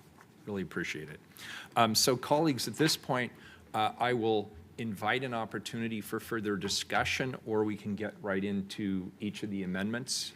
But I want to at least have that opportunity if there's a need for discussion at this point. So, Mayor, I did have one question about our earlier conversation around our legislative agenda.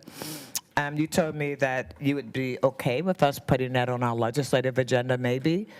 But I realized that you've actually put a legislative item on there with the Mayor's Association, right? Asking for a specific amount of money from the next legislative body. Yes, and to be clear, that is not the Portland City Council's legislative agenda. That is the Oregon Mayors Association agenda. So I am part of a separate body made up exclusively of mayors from around the state, and that is our collective agenda.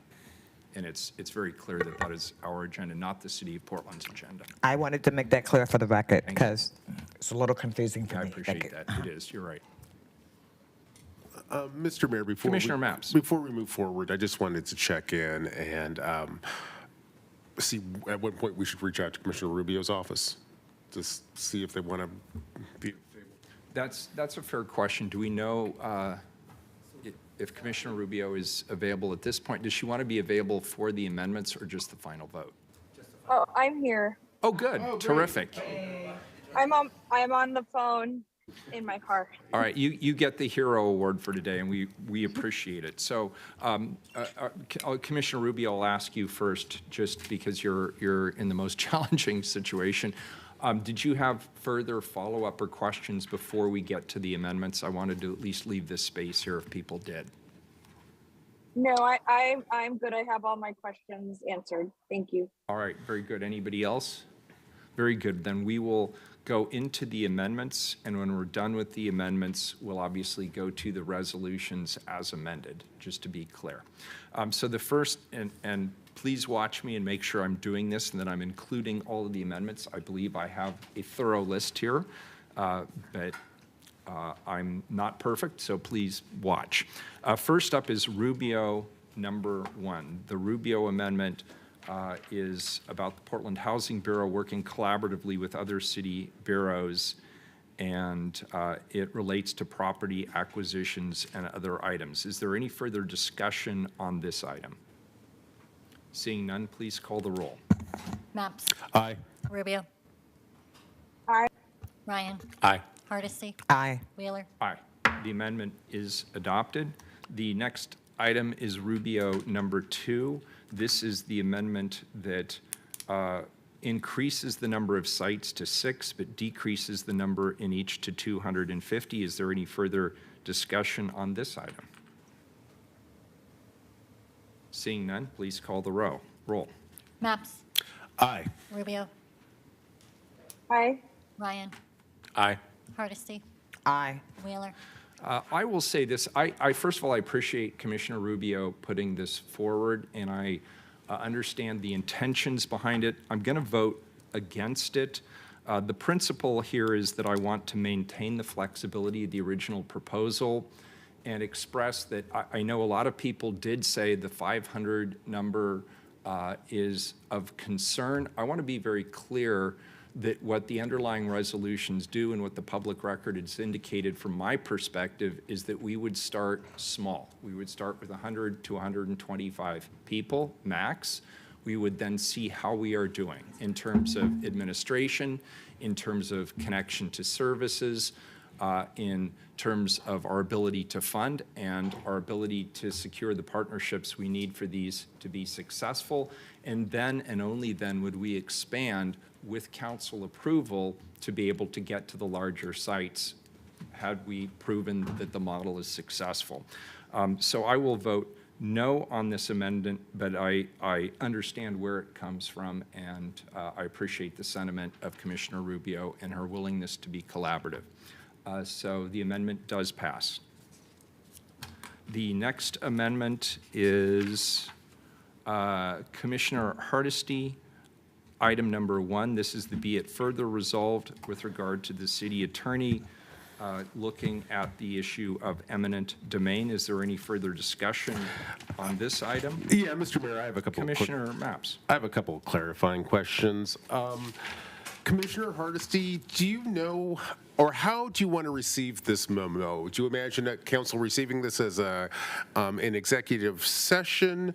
Does it become part of the public record? I think that is something that the city attorney will probably advise us on. It could go either way. I think an executive session for the report back would be fine, but I think it would be better to do it in open council chambers. So a work session may be appropriate around eminent domain and how we can use that to house people quicker. Oh, okay. Let me ask you this, Commissioner Hardesty. Have you considered the possibility that the city attorney may provide you with an interpretation of the law which is inconsistent with where you want to go in terms of public policy? And if so, I think especially the first blush, the first time we kind of see this memo, I think it might behoove the interest of the city of Portland and the people of Portland to have that in executive session, or at least covered by attorney-client privilege at first. I did not, as you can see, actually put any details about how that information would be given back, except to say that it would be by February of next year because of the sense of urgency. And again, I'm not brought into any way, but I just think it's important for us to know that's the one superpower the city has, is the power of eminent domain. And eminent domain can go from actually seizing property to actually holding property for a period of years, right? So it could be a whole, and I expect the attorneys will come back with a menu of options that the city council will consider. Okay, and I agree. I think it's really important that council gets the city attorney's perspective on what the legal landscape looks like for eminent domain and affordable housing. I think the last question I have here is, I don't really understand why this needs to be written into code. I mean, I go to the city attorneys all the time and say, please write a memo that explains how a particular legal question works. Couldn't we just kind of turn to the city attorney right now and say, please send us a memo by February 28th describing the current lay of the land in terms of eminent domain and affordable housing? Yes, and had I had an opportunity to weigh in on these resolutions ahead of time, we may have talked about how that could have happened. My goal in submitting these amendments is to make what's in front of us better than it was, and I've only had 2 weeks to be engaged in the conversation. So for me, I know that that's a superpower that we have, that's the only superpower we have is eminent domain. And I've never actually asked for that information, but if we're planning to expedite housing for people who are houseless, that should be at the top of our list. And so since the mayor's proposal says 18 months after we identify funding, then to me it makes sense for us to know in February, how do we put people in housing right now? And the city attorneys will be able to advise us on that. Okay, I agree that we need to talk to the city attorney about what the Constitution and current law says about eminent domain and affordable housing. I'm not quite sure this is the appropriate vehicle for that. What I would suggest as a compromise is that right now we turn to the city attorney and ask the city attorney's office to send this council a confidential memo explaining their interpretation of the law concerning eminent domain and affordable housing by February 28th. Can we do that? No, let me turn. We had an attorney in the room. If I were to turn to you and ask you for that, is that something the city attorney's office could deliver? In a word, yes. Okay. So, colleagues, let me explain to you at least where I'm at on this. I think Hardesty's instincts here are right. I'm not sure if this is the right vehicle for it. I've just asked the city's attorney's office to send us a memo on eminent domain and affordable housing by February 28th. I believe this satisfies the intent of Hardesty's proposed amendment, which means I will be voting no on the amendment before us today. That's perfectly fine, Commissioner Mapps. However, it does not answer the questions that I want answered, and I appreciate your recommendation, but I don't accept that. Thank you. Very good. Any further discussion on this amendment? Seeing none, please call the roll. Mapps. No. Rubio. Aye.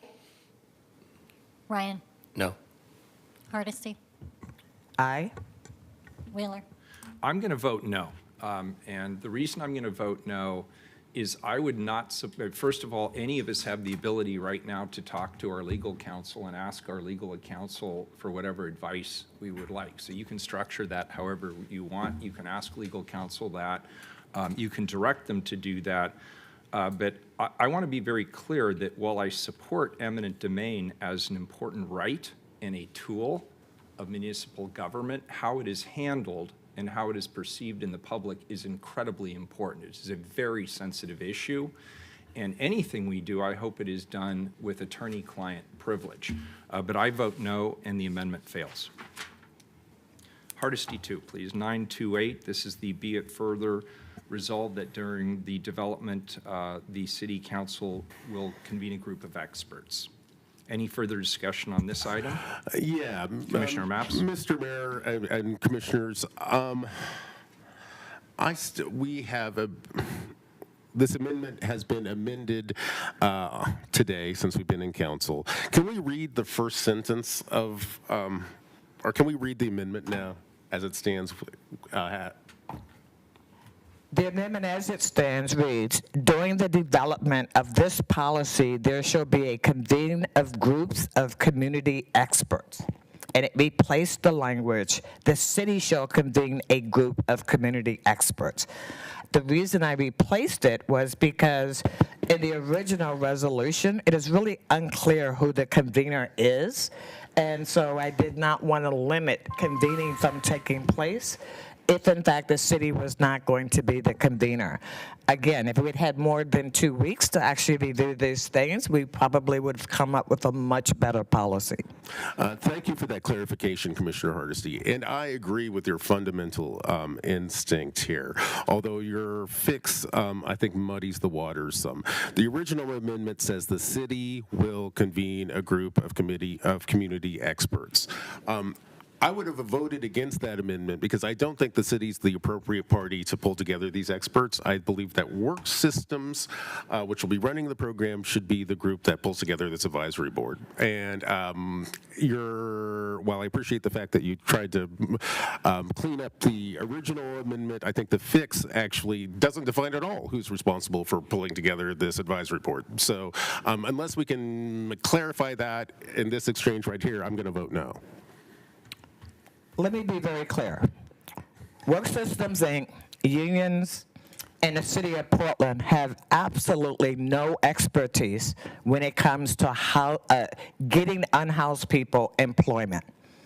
We have many, many, many community experts. So when I look at a resolution, again, with 2 weeks to review it, and I see that government is going to lead an effort somehow to get houseless people housed, and the only people mentioned in the resolution is the city, Prosper, and the housing, and Work Systems, Inc.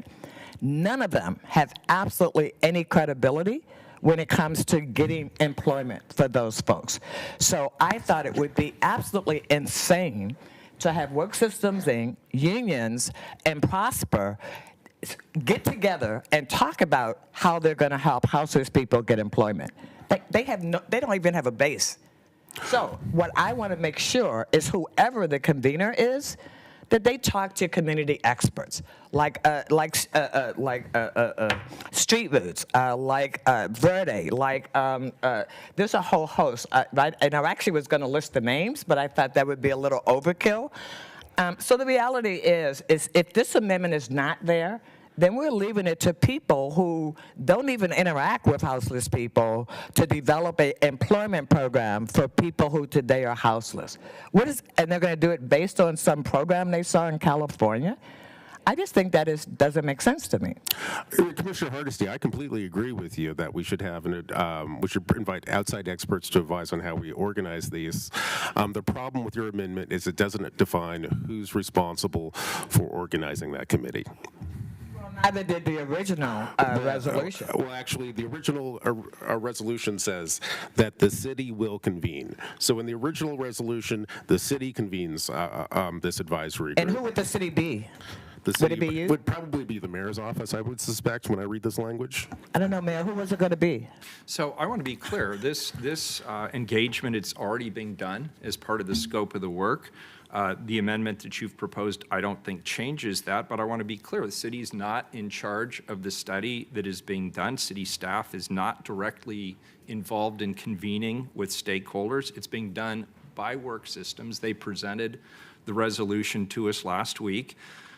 They are working in partnership with the City of Portland, Washington County, Multnomah County, the City of Gresham, and they did, in fact, this fall, Work Systems, as well as the team from Workers Labs and Beyond Jobs, convened a series of meetings with a number of stakeholders. They included service-oriented nonprofits like Cultivating Initiatives, Street Roots, Central City Concern, the Here Together Coalition and others, employment organizations like DePaul Industries, DPI, and Relay Resources. So that work is already being done by our Work Systems partner. And my personal preference is they should be the ones to do it. If we don't like the way they are doing it, then I would encourage us to engage with our Work Systems office here and have them do what we need them to do. I'm not They're sure our they- partner. I'm They're our federally funded partner. They're the ones who get the resources in this community, in this region, to do exactly this kind of work. But they have no expertise at doing this kind of work. Well, they certainly have more than my office does, and they have more capacity because this is specifically what they do, and they have the funding to be able to get it done. Okay, ready to vote. Please call the roll. Maps. The amended amendment doesn't define who pulls together this advisory group. I think it's important to have this advisory group. I think we should define who's responsible for convening that table. The original amendment said the city should have convened this table. I think that's a bad idea. I would have voted against this. If Commissioner Hardesty were open to having Work Systems convene this table, I think that makes a lot of sense since they're going to be doing the work. But that's not the amendment before us right now. The amendment before us right now, frankly, I feel like is poorly drafted and unimplementable. And for these reasons, I vote no. Rubio.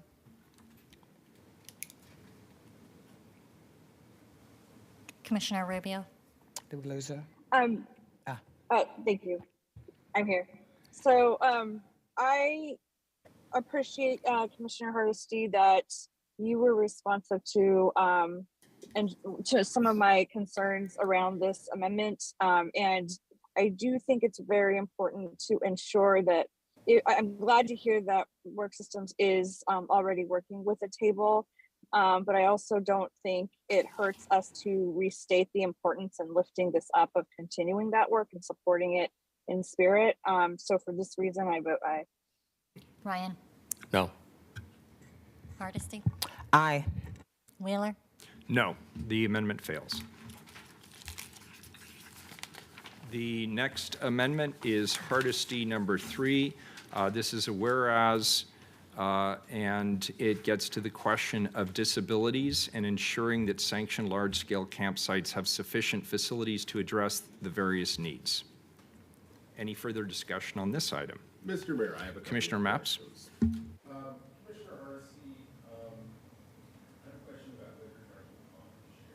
Here we go. Commissioner Hardesty, I have a question about what you're trying to accomplish here. I believe all of our camps that we set up by federal law have to be compliant with the American Disabilities Act. Are you trying to provide disability protections beyond the ADA? And if you are trying to provide disability protections beyond the ADA, which I might frankly support, what are they? I think we need to articulate what additional protections beyond the ADA that we're trying to implement here. And if we're not trying to do anything beyond what the ADA requires us to do, then I don't see the utility of this particular amendment. I will tell you that, as you may very well know, over 60% of people who are currently houseless have a whole host of health issues, disability issues that must be addressed. So if you're trying to put 500 people into an outdoor camp without the ability for them to use their mobility devices or to address the other disability needs they have, and I did not see anything anywhere. I can tell you now, our shelters do a really poor job of addressing people with disabilities. If you've ever been to one of our congregate shelters, you will know that we fail miserably in actually providing people with disability those needs. There was no way I was going to vote in favor of something that would allow 500 people to be in a camp without addressing the disability needs of those individuals. And I saw nothing in any of the resolutions that addressed that fact, that we would do some type of assessment, whether people are same sex, whether they have pets, whether they have a whole host of issues, right? Whether they have mental health issues. I mean, I've been in shelters at night where people with mental health issues were really distressed, but guess what? The professionals went home at 5, and the community volunteers were there. So if we're going to develop this, we have to develop it with the needs of the people who will be in the camp in mind. So that is, and so, as you heard in testimony, no one else had mentioned disability, and people with disabilities have different needs than people without disabilities. You've heard me say many times from this podium, we're all just temporarily able. Yeah. And if we're not building shelters with the expectation that we're going to address people's physical abilities or disabilities, then what are we doing? Can I ask for a clarification here?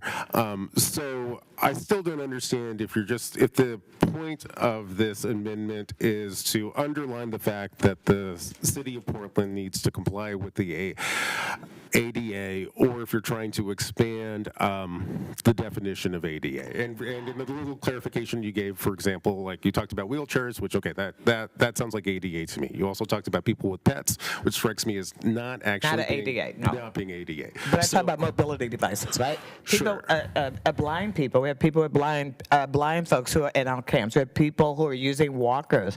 People are using wheelchairs. I mean, we have people who need wheelchairs, but they don't have access to wheelchairs, but they're in our camps. So what part of this are you not understanding? So I'm trying to figure out if you are just saying the city needs to comply with the Americans with Disabilities Act as we stand up these camps, or if you have an expectation that is beyond that. I am expecting us to make sure that we address the disability needs of the campers if we are putting them in the camps, that we're making sure, someone testified earlier about a sweep happening and left the guy in a wheelchair sitting out there by himself. I cannot support that kind of action, right? So if we're going to do a camp, then we got to just make sure that as we put the camp together, whether it's 20 people, 40 people, or 100 people, that we are addressing whatever those needs are. I don't want to warehouse people, and I want to make sure that we're actually making sure that people can actually thrive wherever they are.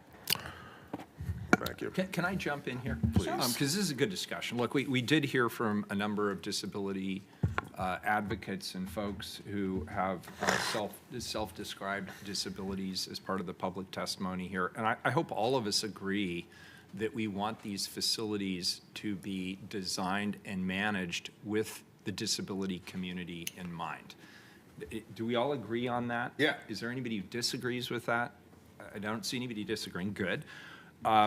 So here's a question I have, because when I read the actual language of what you proposed, it created some concern on my part. It uses the word, we must ensure that the sites have sufficient facilities. That's a guarantee in my mind. The word ensure means guarantee. And my question is this: if the county or the state or whoever provides mental health or substance abuse services or other services if they are not adequate to everybody who is in the camp, does that mean we're not going to create the facility? When you say ensure, what do you mean? Are you saying make a good faith effort, comply with the ADA requirements, or are you saying we're not going to do it until we get a guarantee that those services will be sufficient and adequate for everybody? Because I want to be clear, in my language, I've never promised that we will be able to deliver all of the services to everybody who is currently on the street.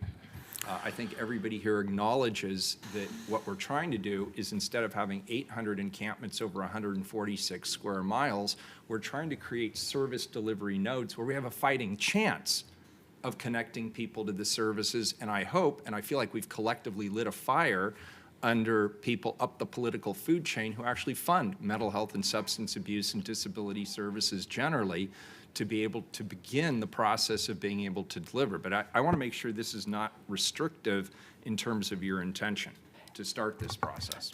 So thank you, Mayor, for that. I really appreciate that question. So I have a couple of answers to that. On July 11th, there was an article about Portland's newest homeless village is not ADA accessible. And this village is the Multnomah Safe Rest Village, where a resident could not actually be able to utilize her wheelchair, did not have wheelchair access for one of our brand new shelters. So again, I want to make sure I'm not adding any new benefits. I'm not taking away any benefits. As you said, Mayor, all these resolutions are aspirational, and I aspire to make sure that people with disabilities have their needs met in any camps that we put together. Can we say that? Can we say we collectively as a council aspire to have the needs of people with a variety of disabilities have their needs met? Can we say that? Well, I'm kind of confused, because isn't all these resolutions aspirational? None of them have a timeline, a budget, anything. But my concern is the phrasing. We must ensure, in this sentence, the way I read it, maybe I'm reading it incorrectly, and that's my question. Right. Are you saying that we will not establish or open or operate until we can ensure, i.e. guarantee, that all of the self-identified, which is another sort of vague term, disabilities are met? Because I don't know that on day one we can meet that very high bar that you've established through this amendment. What language are you proposing? The one you just said, that collectively as a council, we are committed to and aspiring towards making sure that we can connect people with services to the best of our ability with the services we have. And yes, I would accept that as a friendly amendment, Mayor. I didn't write it down, so maybe somebody else did.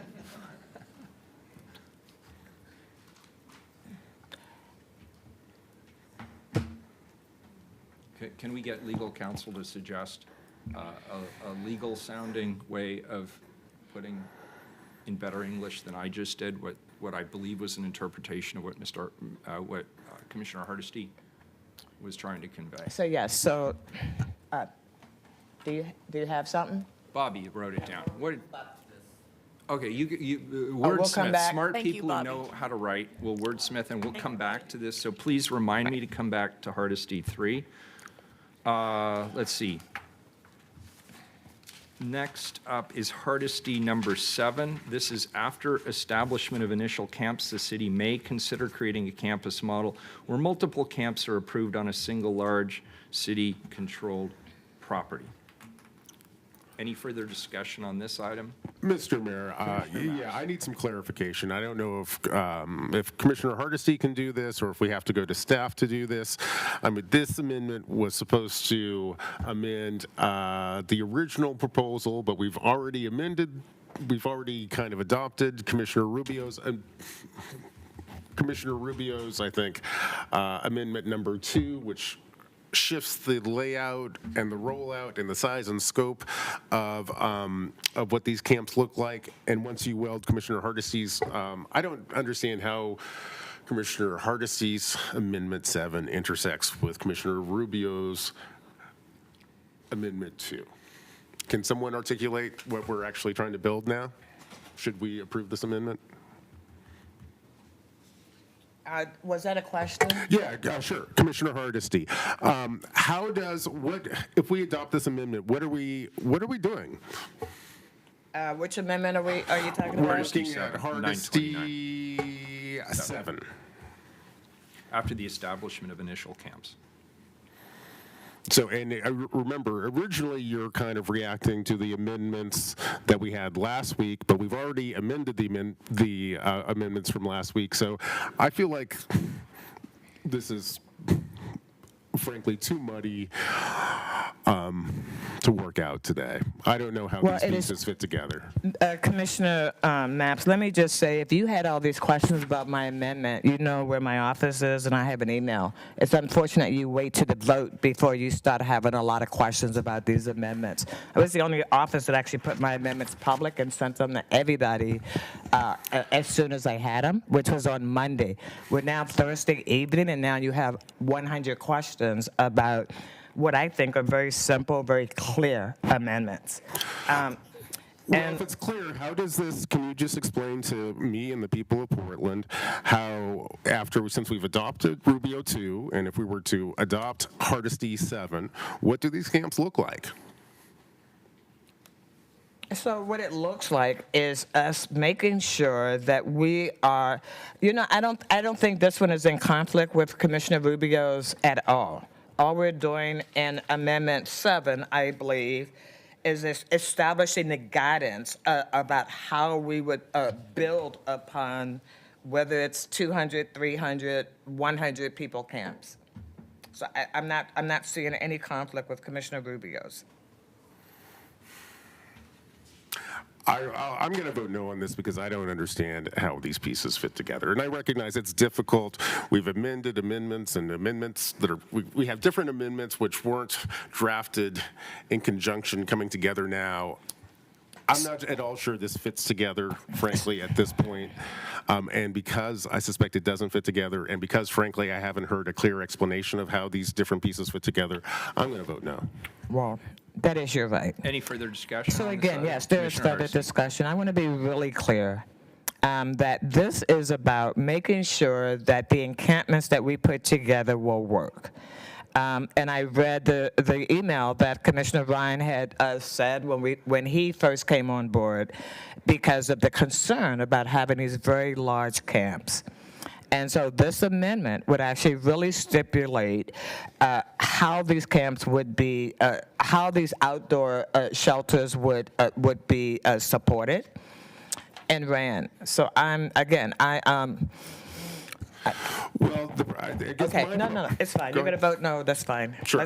I'll just point out this amendment was written to amend amend some language that we've already amended. I'm not clear if it still makes sense. Right. No, you're right.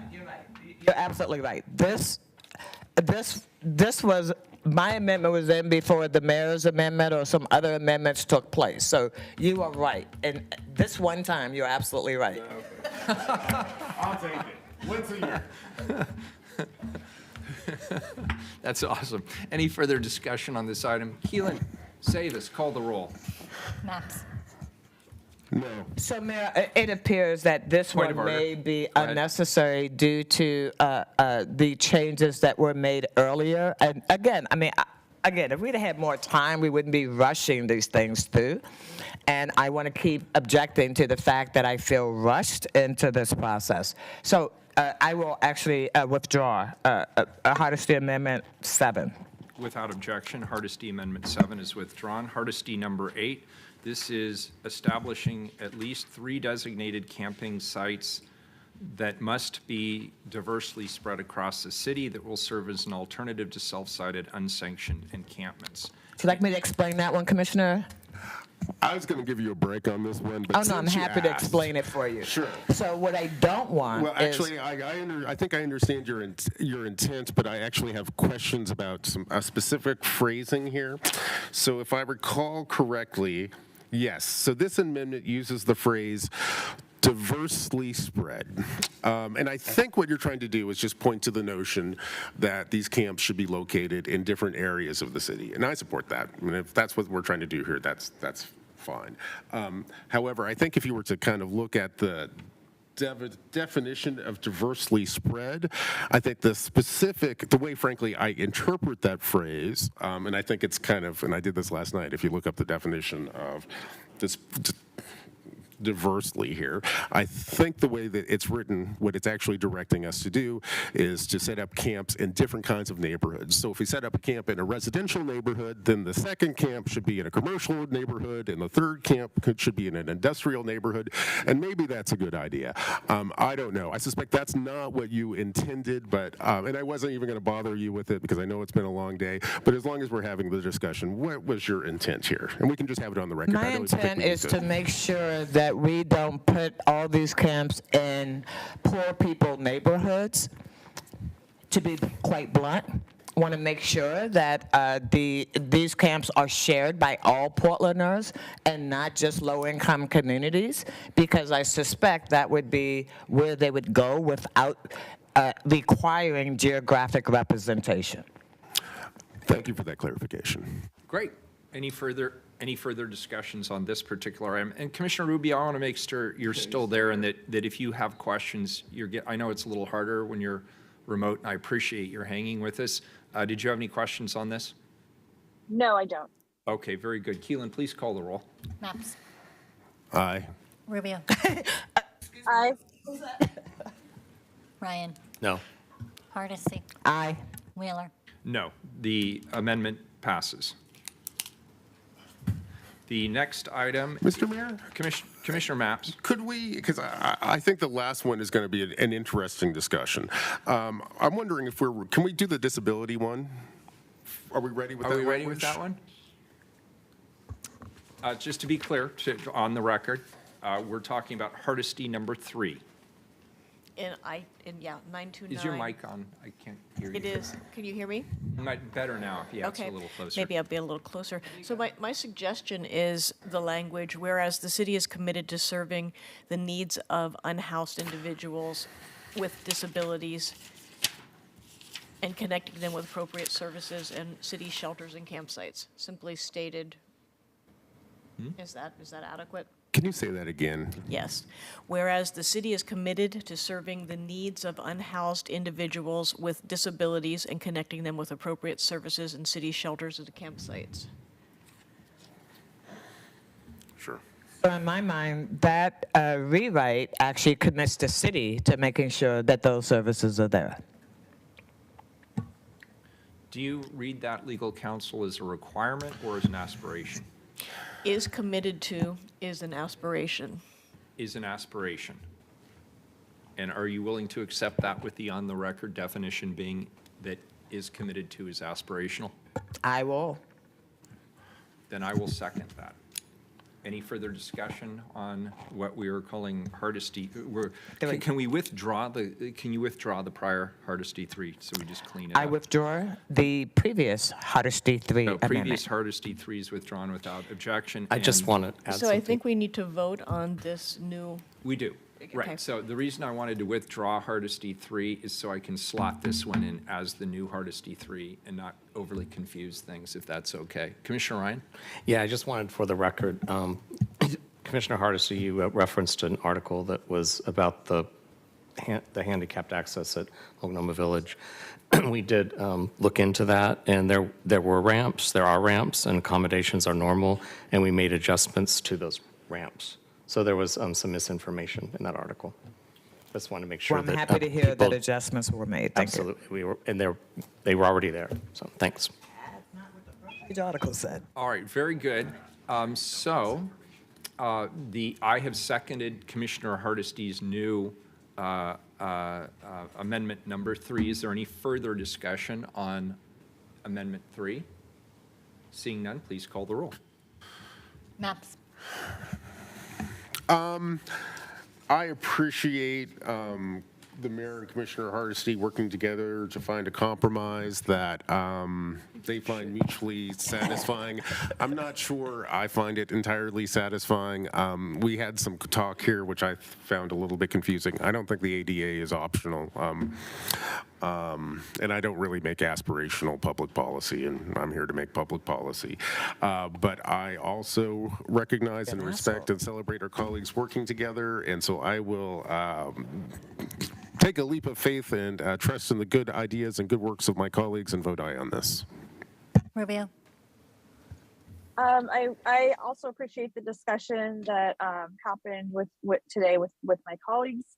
I also want to just say that I feel this is an appropriate whereas statement, because more than anything, it's telling a very important demographic that they are seen and recognized in terms of the services they need. So for that reason, I vote aye. Ryan? Aye. Hardesty? Aye. Wheeler?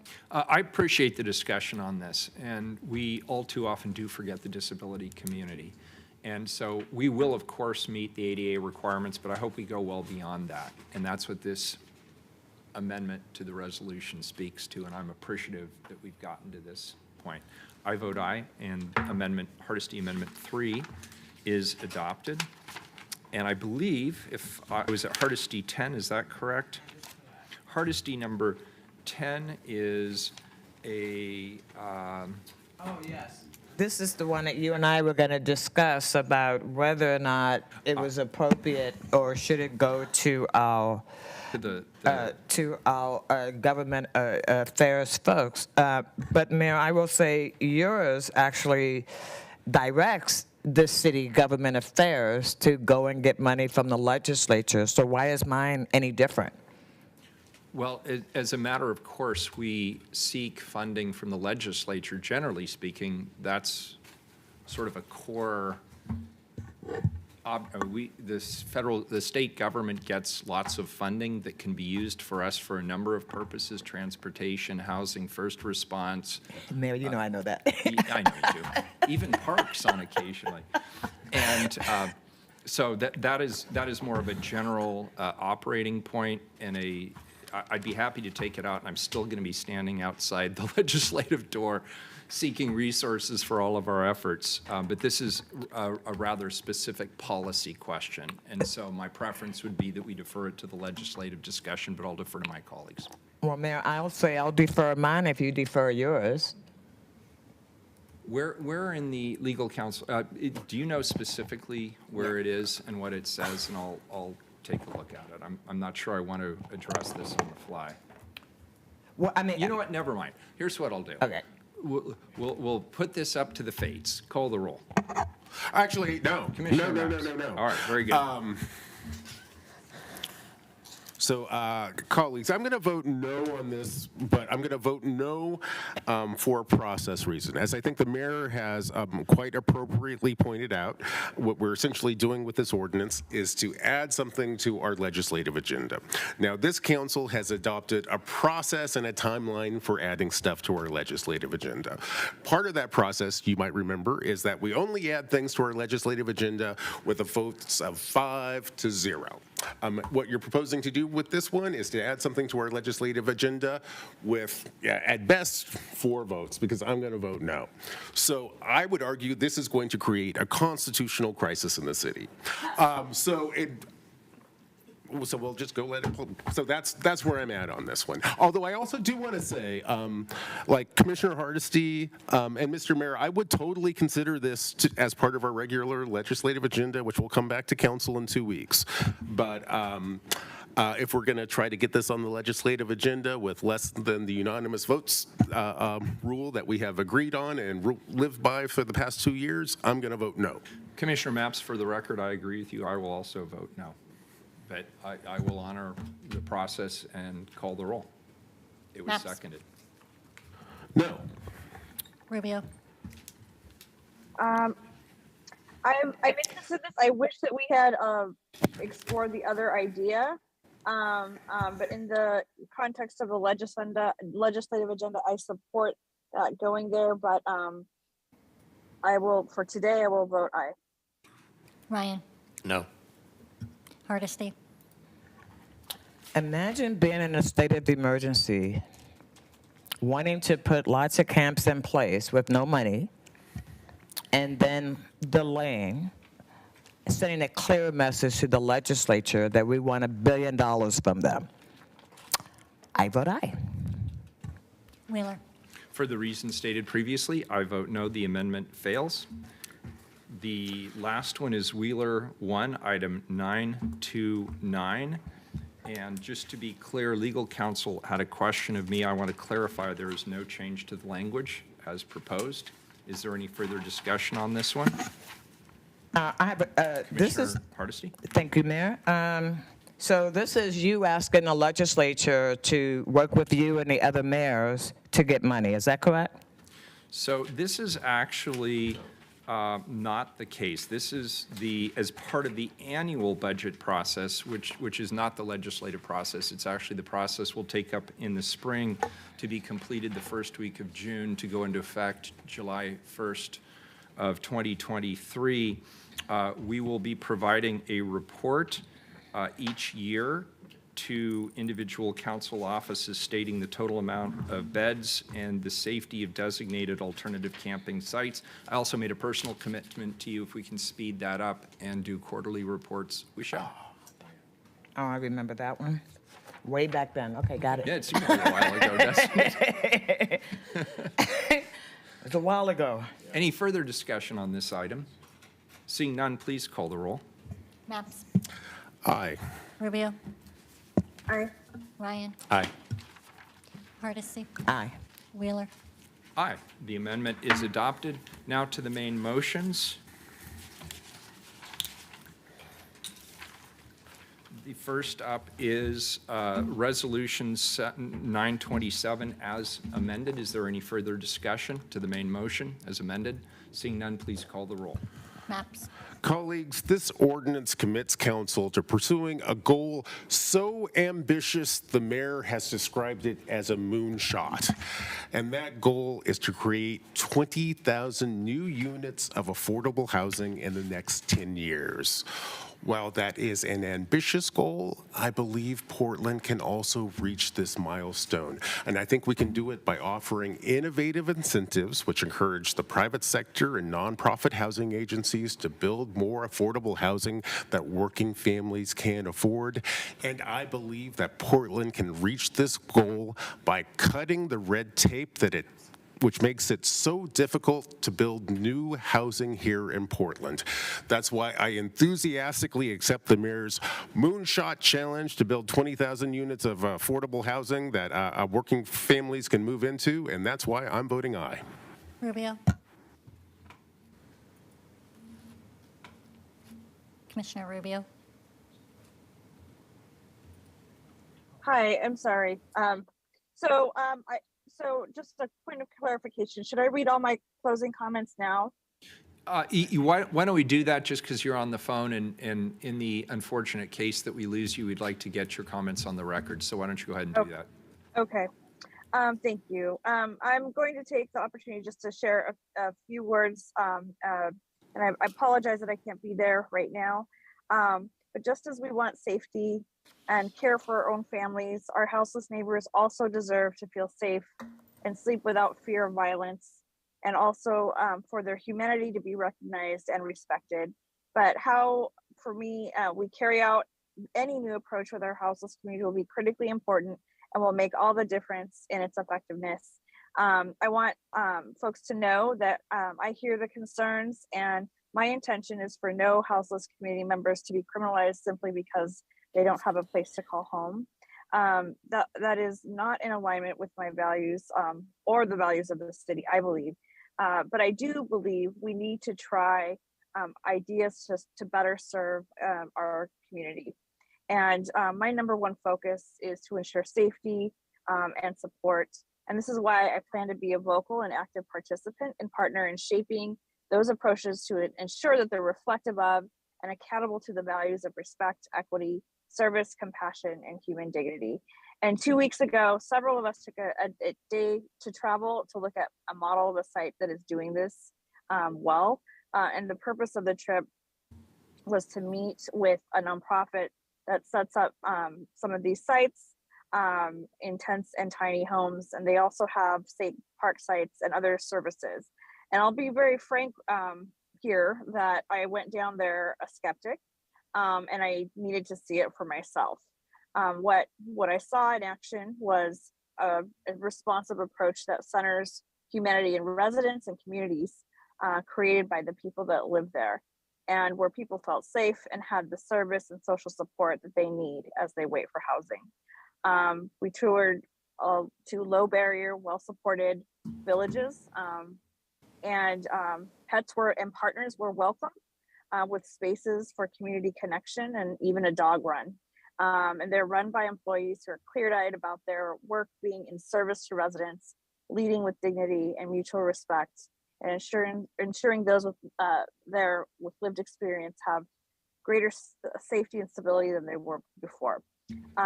So we have seen some bright spots where we can do better. And that said, there are some outstanding questions that I have that remain. And in this trip, we didn't have a chance to ask financial questions, short and long-term costs, financial health and capacity, also lessons learned. Those are all things I want to hear about as we move forward. And also, while I support these sanction sites, clearly there's a huge gap between the fears and experiences that we've heard about and what we actually have seen and what we're talking about. So how can we trust that it will actually be humane with care and dignity? If this moves forward, this is where our work is cut out for us. And I look forward to personally diving in more into these ideas and also the town hall recommendations that we got today, and also following up. So for me, this additional information and engagement and conversations will greatly inform the way forward here as the policy and details get built out, and also how we ensure how it moves with transparency, with people at the center, and that we are doing it well and doing it right. So the truth is that we're all in new territory, so there will be things that we get right and things that we will learn from and have to improve upon. But the bottom line is we need to do all we can to collaborate, work, and build trust together and listen to all parts of our community residents and get it right, and to do so to our fullest ability. So thanks for bearing with me to give you all my comments now, and for these reasons, I vote aye. Ryan. Thank you. I want to take the lead from Commissioner Rubio and go ahead and do my comments now as well. I will be supporting all of these ordinances. And I want to start off by saying all of us on this council are committed to improving our first response system for those who are homeless. A prosperous city must have a national best practice for housing. Today, we do not have that system. And as such, we are in a chronic emergency. I appreciate the listening session the mayor and I attended this week. It was hosted by Street Roots. And for too long, we have let homeless Portlanders struggle to survive in the instability of life on the streets while navigating a broken social service system with inadequate options. I know I lost a brother on the streets less than 10 years ago, and I carry him, Tim, in my heart as I do this work. And as the commissioner overseeing the joint office, that dotted line to the county's joint office, I have worked to be responsive by establishing the Safe Rest Villages, an initiative that was unanimously supported by this council. Staff managing these Safe Rest Villages have lived experience with homelessness, and they work closely with the community. Their work included the decommissioning of 3 C3PO camps and the repurposing of them to Safe Rest Villages with better amenities and services, per the request of participants in those original camps. It was informative and in many cases affirming. The Safe Rest Villages are one element on the continuum for options for people experiencing homelessness. And in the coming months, we will have a total of 8 Safe Rest Villages in operation. So far, 50 people have exited shelter into housing in the BIPOC, the Queer Affinity Village, and at the Multnomah Safe Rest Village.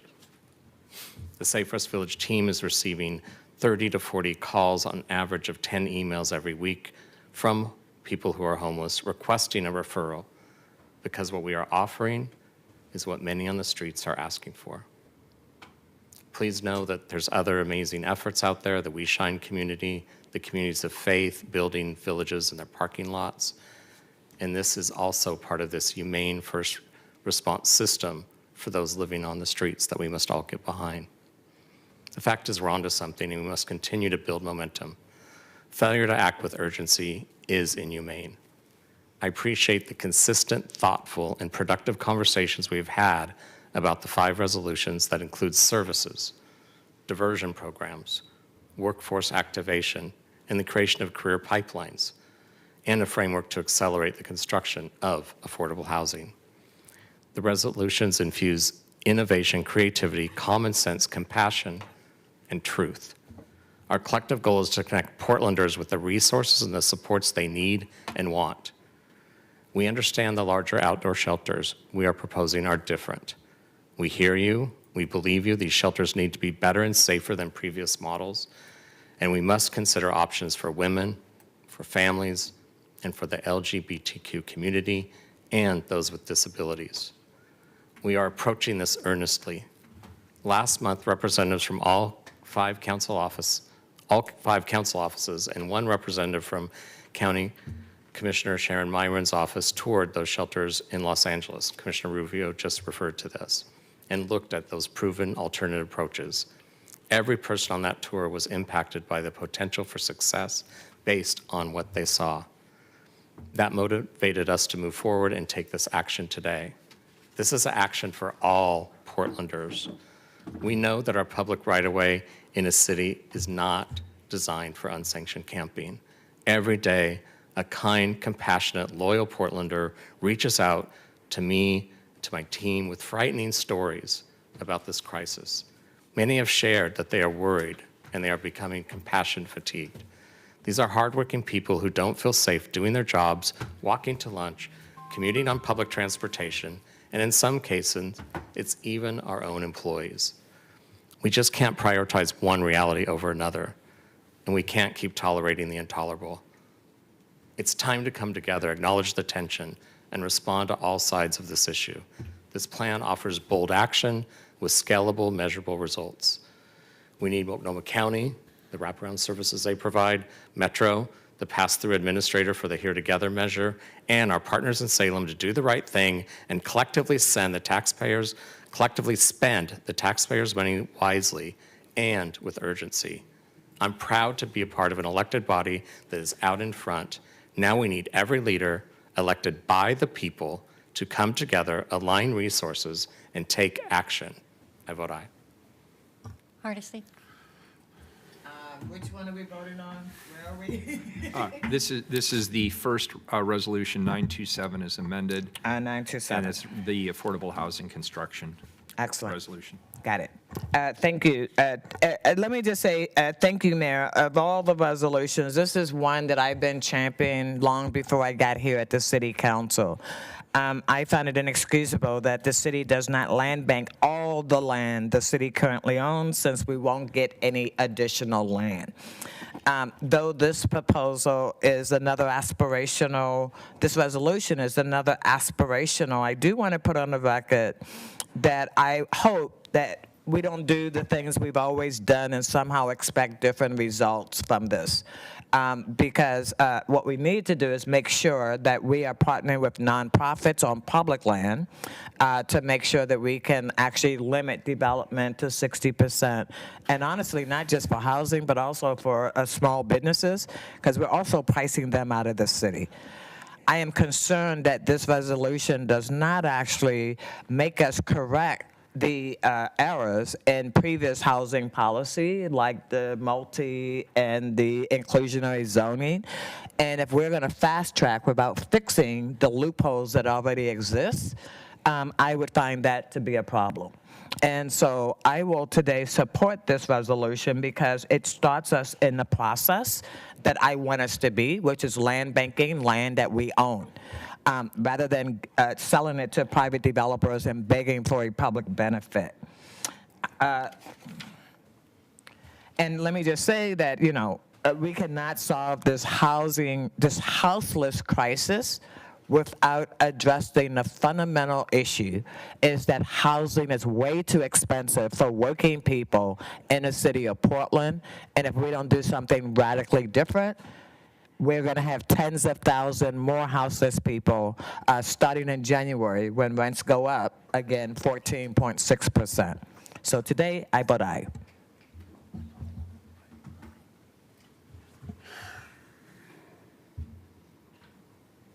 Commissioner Rubio may need to vote right now for all the resolutions. Well, Well, then let's fast track. Am I next? Wheeler. I vote aye. The resolution is adopted. To 928, this was the assess options to increase coordination and enhanced unhoused access to paid non-standard work. Any further discussion? Seeing none, please call the roll. Actually, Commissioner let me- Maps. Just to clarify, I know Rubio is on a tight timeline, so now we're just going to not do speeches and just do speed vote? things I have to say, so I will say that. Well, I have things I have to say too, so I'll say. Okay, why don't we do them at the end, and that way if Commissioner Rubio has to drop off, she'll at least get her opportunity to vote. Is that okay? I don't know. We'll do the best we can. Okay, let's just press forward. Where are we now? 928. 928. Maps. Sure. Colleagues, and for those of you who've stuck around all evening, thank you. I want to let you know that I enthusiastically support this resolution because it seeks to connect our houseless neighbors to jobs. And I know that one of the cures for houselessness is a family wage job. I also know this. Portland is uniquely positioned to excel at a jobs-based strategy to reduce houselessness. Now, here's why. First, Portland has a relatively low unemployment rate, and second, Portland has relatively high wages, and our minimum wage is tied to the inflation rate. These facts imply that compared to a lot of American cities, Portland should be in a great position to reduce homelessness by removing the barriers that prevent houseless residents from securing employment. Colleagues, I say, let's lean into that strategic advantage that Portland enjoys and commit ourselves to helping houseless folks get jobs and get off the streets. For these reasons and more, I vote aye. Rubio.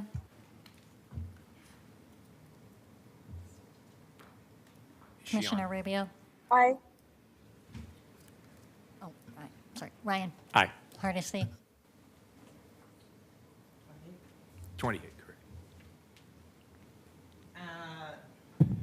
Thank you. I'm very interested to see how this proposal develops.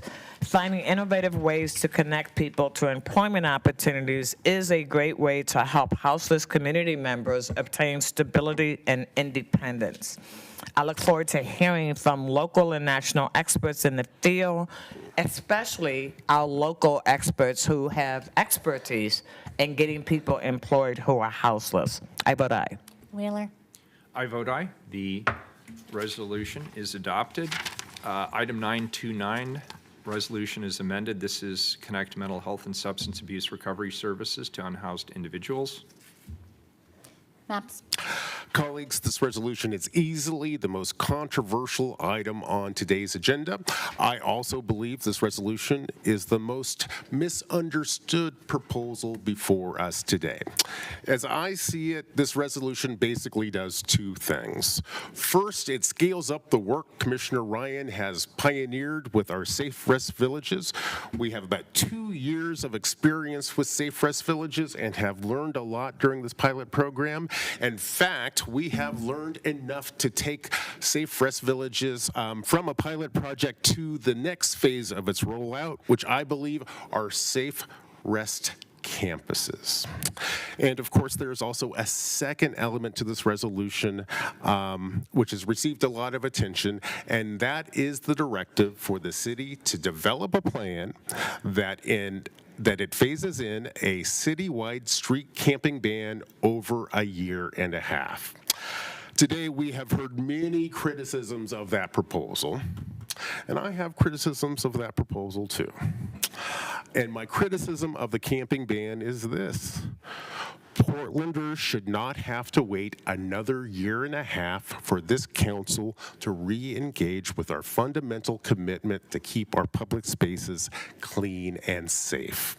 The problem with this resolution is that it takes too long to do too little. Still, this resolution is a huge leap forward compared to the status quo, which is why I vote aye. Rubio. Aye. Ryan. Aye. Hardesty. I appreciate all the testimony that we've received around Resolution 929. The camping, is that the camping ban one? Yes, yes. Okay, good. I'm reading the right one. It's been a long day. I appreciate all the testimony that we've received. These resolutions, it is clearly the one that has received the most attention from the public and the media. I've had numerous people tell me it would be the politically smart thing to do to vote yes on this resolution. And frankly, it would be easy for me to do that.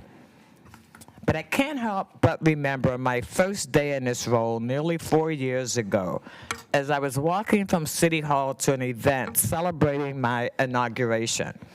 A houseless gentleman recognized me and ran up to me. He congratulated me, and then he had a simple request. Please don't forget about us. This has stuck with me through my entire time on this council.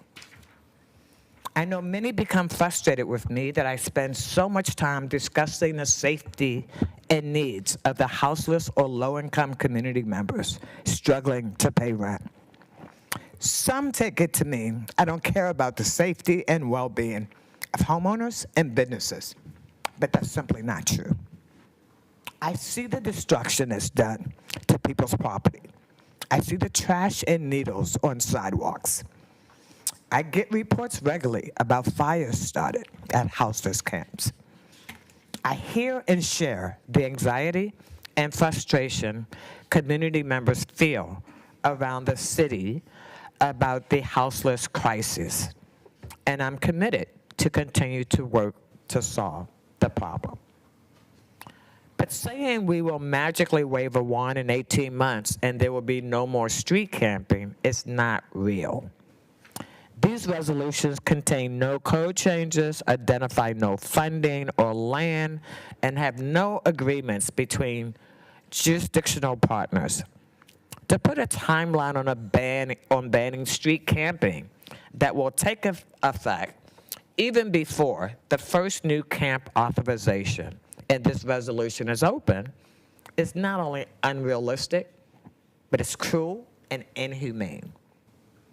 Yes, it would be easy for me to just vote yes and be quiet. I care deeply about all Portlanders, and this resolution will make a lot of people in the city feel good, and they'll think a solution is right around the corner. But the solution as outlined here isn't real, and I can't forget, I won't forget, those who do not have the resources to sway politicians, let alone feed and house themselves.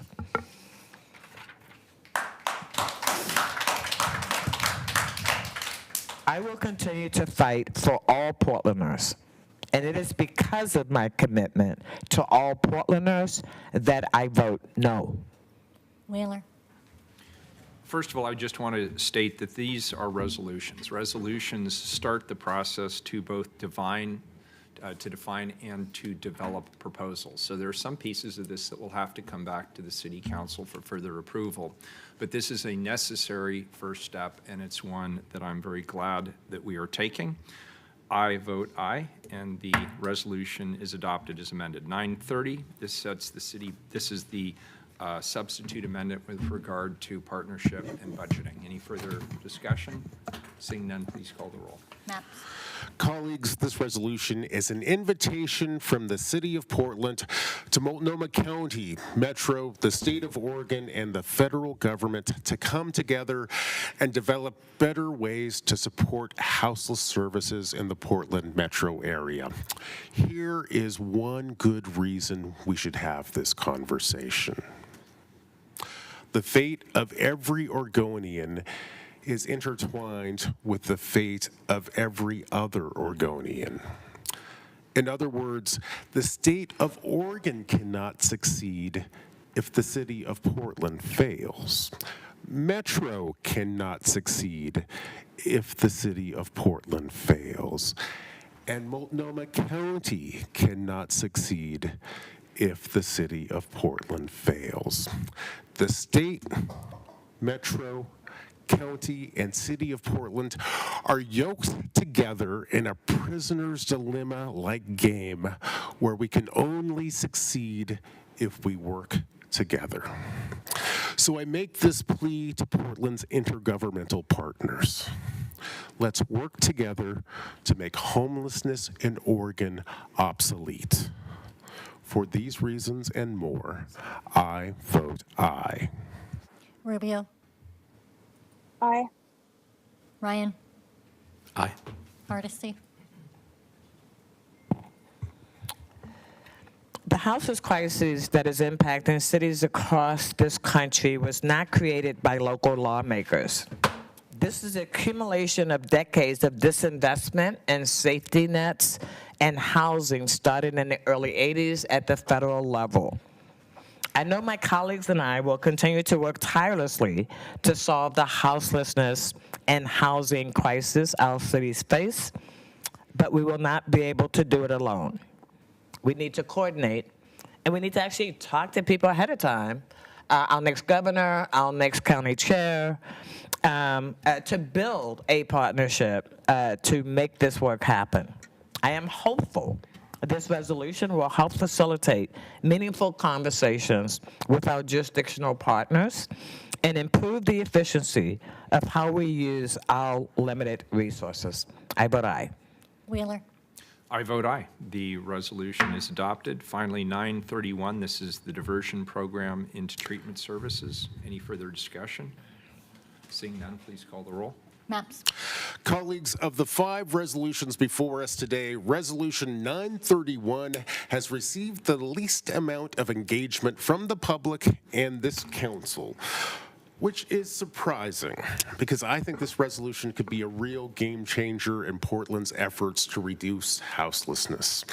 I think this because I know some of the things that prevent many houseless individuals from re-engaging with employment and housing opportunities are outstanding legal issues on relatively minor offenses. This resolution lays out a path for Portlanders who are in trouble with the law to participate in diversion programs instead of grinding through the more traditional and punitive criminal justice system. This is a long overdue, common sense reform which will make it easier for people who are trapped on the streets to re-engage with work and housing opportunities, which is why I vote aye. Rubio. She had to go, Mayor. Okay, and she hung in with us a lot longer than I thought we should, so I really appreciate it, and I'll pass on my thanks to her tomorrow. Ryan, Aye. Hardesty. I've long been a big fan of diversion programs, and I'm interested in seeing how this proposal gets developed.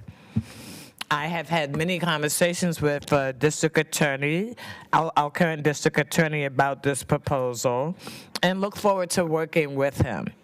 I will say I do have a cautionary note because what I know is even when you start with diversion, it could lead to criminal prosecution because when people are homeless, they don't actually get a reminder that they have to show up in court. When they're homeless, they don't actually, they may not be able to find the paperwork that told them what day to show up. And then one day they encounter a police officer and there's a warrant out for their arrest because they missed their court date. And now all of a sudden we are starting a criminal process. So I look forward to working with the DA to ensure that this truly is citations based on getting people the help they need. And I want to be clear, people who are dangerous criminals should continue to be arrested and tried for their crimes.